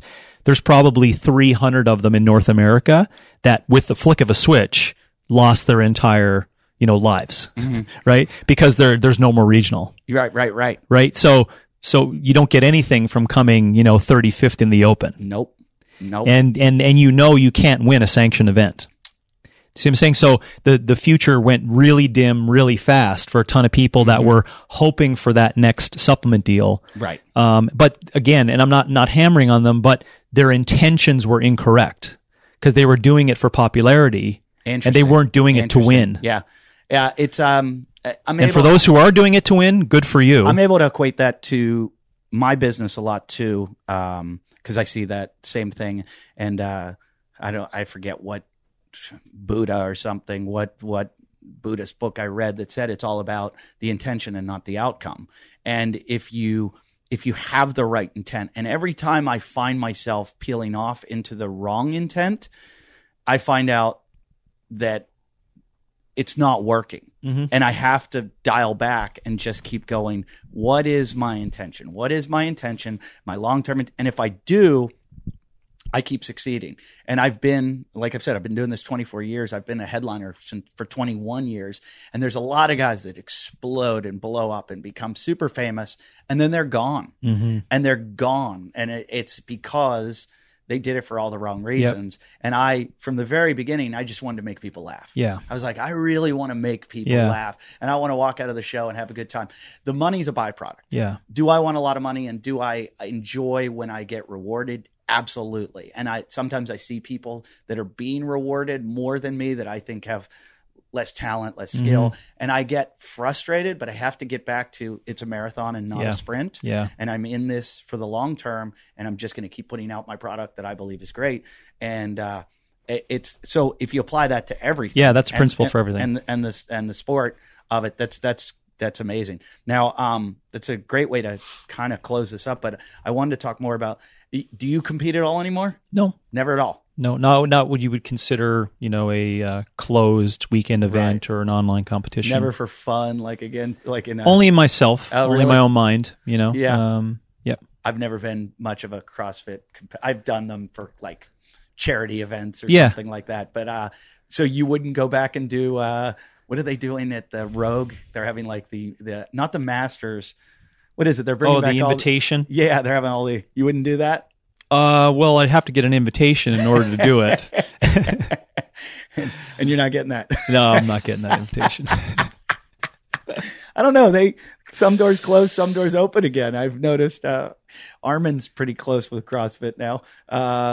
So if anybody wants to get involved with your program, I mean, explain a little before I go, because there are people out here listening that you're one of those guys everybody knows, but maybe not everybody knows about OPEX. Yeah, that's true. They probably just know from the CrossFit story and not about what we're up to today. But OPEX is an education company, and we have an education system that coaches on how they can apply fitness to the market.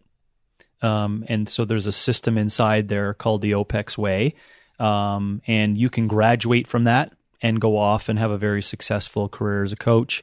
If you get really serious about it and you want to turn it into a business model, we now have gyms that are called OPEX gyms that license our education and run their fitness the way that we teach them how to do their fitness. Okay. And secondly, as an excerpt from that, we have under the umbrella, we coach through another company called Big Dogs. We coach online people who are really serious about fitness, where a large percentage of those people online around the world are coached by one of the Big Dog coaches. So are these the competitor ones? Yes. Okay. Yes. Okay. And so I walked in on you. You were having basically that was our coaches meeting. Yeah, a couple times a week. And so you've got. Would we know some of these guys around the CrossFit world? Or are they? Yeah. A number of them coach from their names or their lineup athletes that would have been there for masters, youth, professionals, or the amateurs turned professionals for CrossFit. But as I said previously, those are a very small audience, amongst all audiences. Right. You know what I mean? So right. We have, let's just say, out of 700s, plus up or down clients, there'd be 5 to 8 of them that have ever been like at games through a team or individuals, athletes, as what as the games. So it's a very small audience. Right. But it just seems to me like, again, when you're talking about intention, coming to you and talking to you about, you're somebody that's so knowledgeable and so immersed in this fitness world that your knowledge to share is a great place to go for if you want to learn. It's not about so much of getting this certification that you can put a feather in your cap and say, I have this cert. Yeah. It's more about the education. It seems to me like if I don't have any kind of I was a personal trainer for like 3 weeks at Equinox. But if I were to say, hey, I want to pursue this and spread this. I mean, I spread it sometimes. Yeah. If you want to pursue it and spread the news. Yeah. This is the place to come. Yeah. If you want to spread the news as a professional coach. Yeah. That's what I mean. You know what I'm saying? Well, that's what I'm saying. If I were to be a coach. I would say you probably wouldn't want to come to me. I mean, you'll get some information, from just fitness in general, fitness education. But in the end, we are coaching coaches. Right. So you need, if you want to come to us because you want to spread the good news, then I'm your guy. Well, if you're coming to learn about, the newest vision of what nutrition is and my views on that, sure, there might be a blog on it that we want to lead you into becoming a coach, but it's not. I might not have said that right. No. My point was, if I was going to become a coach and wanted to be the best coach that I could be, I would want to come here to get this knowledge, and I'm not putting anyone else down, but a certification that I'm just going to use as on my resume. Yes. Because no one's going to give a shit about what OPEX means on your resume. Right. Well, it's kind of but at the end, you're going to have principles of knowledge of business, how to build relationships, how to assess people, how to write a design, and how to give them awesome lifestyle nutrition guidelines. Yeah. And I believe that's a professional coach with the intention for any of your consumers of looking good naked, feeling more energized, or decreasing pain, i.e. to live long and prosper. So how does somebody get involved other than just going to your website? I mean, do they have to come to Arizona, or do you teach this around? No, it's fully accessible online. Okay. Yeah. Oh, so they can do it all online? Yes. Oh, that's great. Yeah. That's great. Yeah, with tech today, it's I know, amazing. I was talking. We still have lots of room to improve with language differentiation and the global effect of it for language is the biggest issue for transcribing and Yeah, I was talking to like John Gilson got his degree, his MBA from Harvard online. Yeah. And I was like, really? He's like, yeah, because they teach the same exact courses that you go to Boston to get. Yes. You get it right online. So, so they get it online. What goes on here at this facility other than you just being a beast all the time? Yeah, no, we have one of our licensed models in this facility. It's called OPEX North Scottsdale. Mm-hmm. So it's one of those coaches that graduated and then wanted to take one of those licensed models and put it in place here.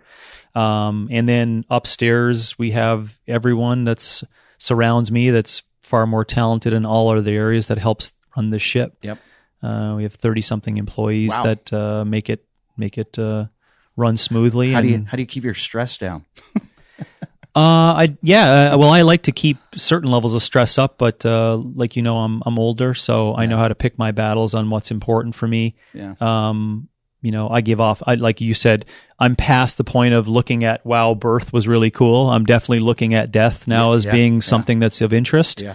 And so, number one, I really don't give a shit about too much anymore, and I give off that energy, and it's felt within our facility. So then people know when to ask questions or not ask questions or give me the right or wrong, answers to those things, because they just know, how I operate that way. And I have my priorities pretty straight. My mantra, my daily, things to think about is teaching, learning, moving, and creating. And I use that as a daily mantra for myself to kind of stay on the straight and narrow and to keep me from being a maniac, which I think is in essence in all of us a little small percentage that could get us into trouble. Ironically, to finish on what Everybody Lies discusses, and teaching, learning, moving, creating every day doesn't, it's actually energizing for me. Right. There may be stress inside it there for challenges, like trying to figure out the next evolution of training, et cetera, but it's all good. That's great. It just seems like a big operation. I always think every time I start growing, there's lots behind the wall. Oh my God. Yeah, there's lots behind it. Yeah, if you got a couple of minutes before you go, I can show you around. Yeah, I'd love to see everyone. We'll take some pictures and stuff, and I'll put them on our Facebook page. Okay. You can check it out. Like I said, you can see this on YouTube. If you're a Patreon member, until we leave Patreon, we will be. I have no problem telling them, that was bullshit. Yeah. You don't censor people. I hate censorship. I'm just, what did I see? Carlin said that, what did he say? He said something about not censorship is just something masked in fascism. And the political correctness is just, it's basically fascism just masked, and it's bullshit, the whole virtue signaling and everything. So I've just gotten sick of it, and sorry I ranted about that in the beginning, but I felt like it was an interesting conversation. And if you didn't, conversation is required. If you didn't get enough CrossFit, just go to your gym today. But I can't thank you enough for giving me the time. I know you're a very busy man, and it's, I was looking forward to this. I was here once before, and I was like, oh my, and I realized you were here, and I was like, I've got to go interview him, and it wasn't enough time. So thank you for fitting me in. I know you're super busy, and it's OPEX.com. OPEXfit.com. OPEXfit.com. Check them out. But OPEX.com may even get you there. I don't know. Maybe it'll bring you to an oil baron. So. Probably we're not OPEC. We're Probably OPEX. So go to OPEXfit.com, and you have an Instagram, I assume, and JFitsOPEX. JFitsOPEX. And thanks for listening to the show. Any comments, anything, send them to our Facebook page. Our Instagram is Wadcast Podcast, and if you want to send an email, it's wadcastpodcast@yahoo.com. And thanks for listening. Thanks for supporting. And good night. Goodbye.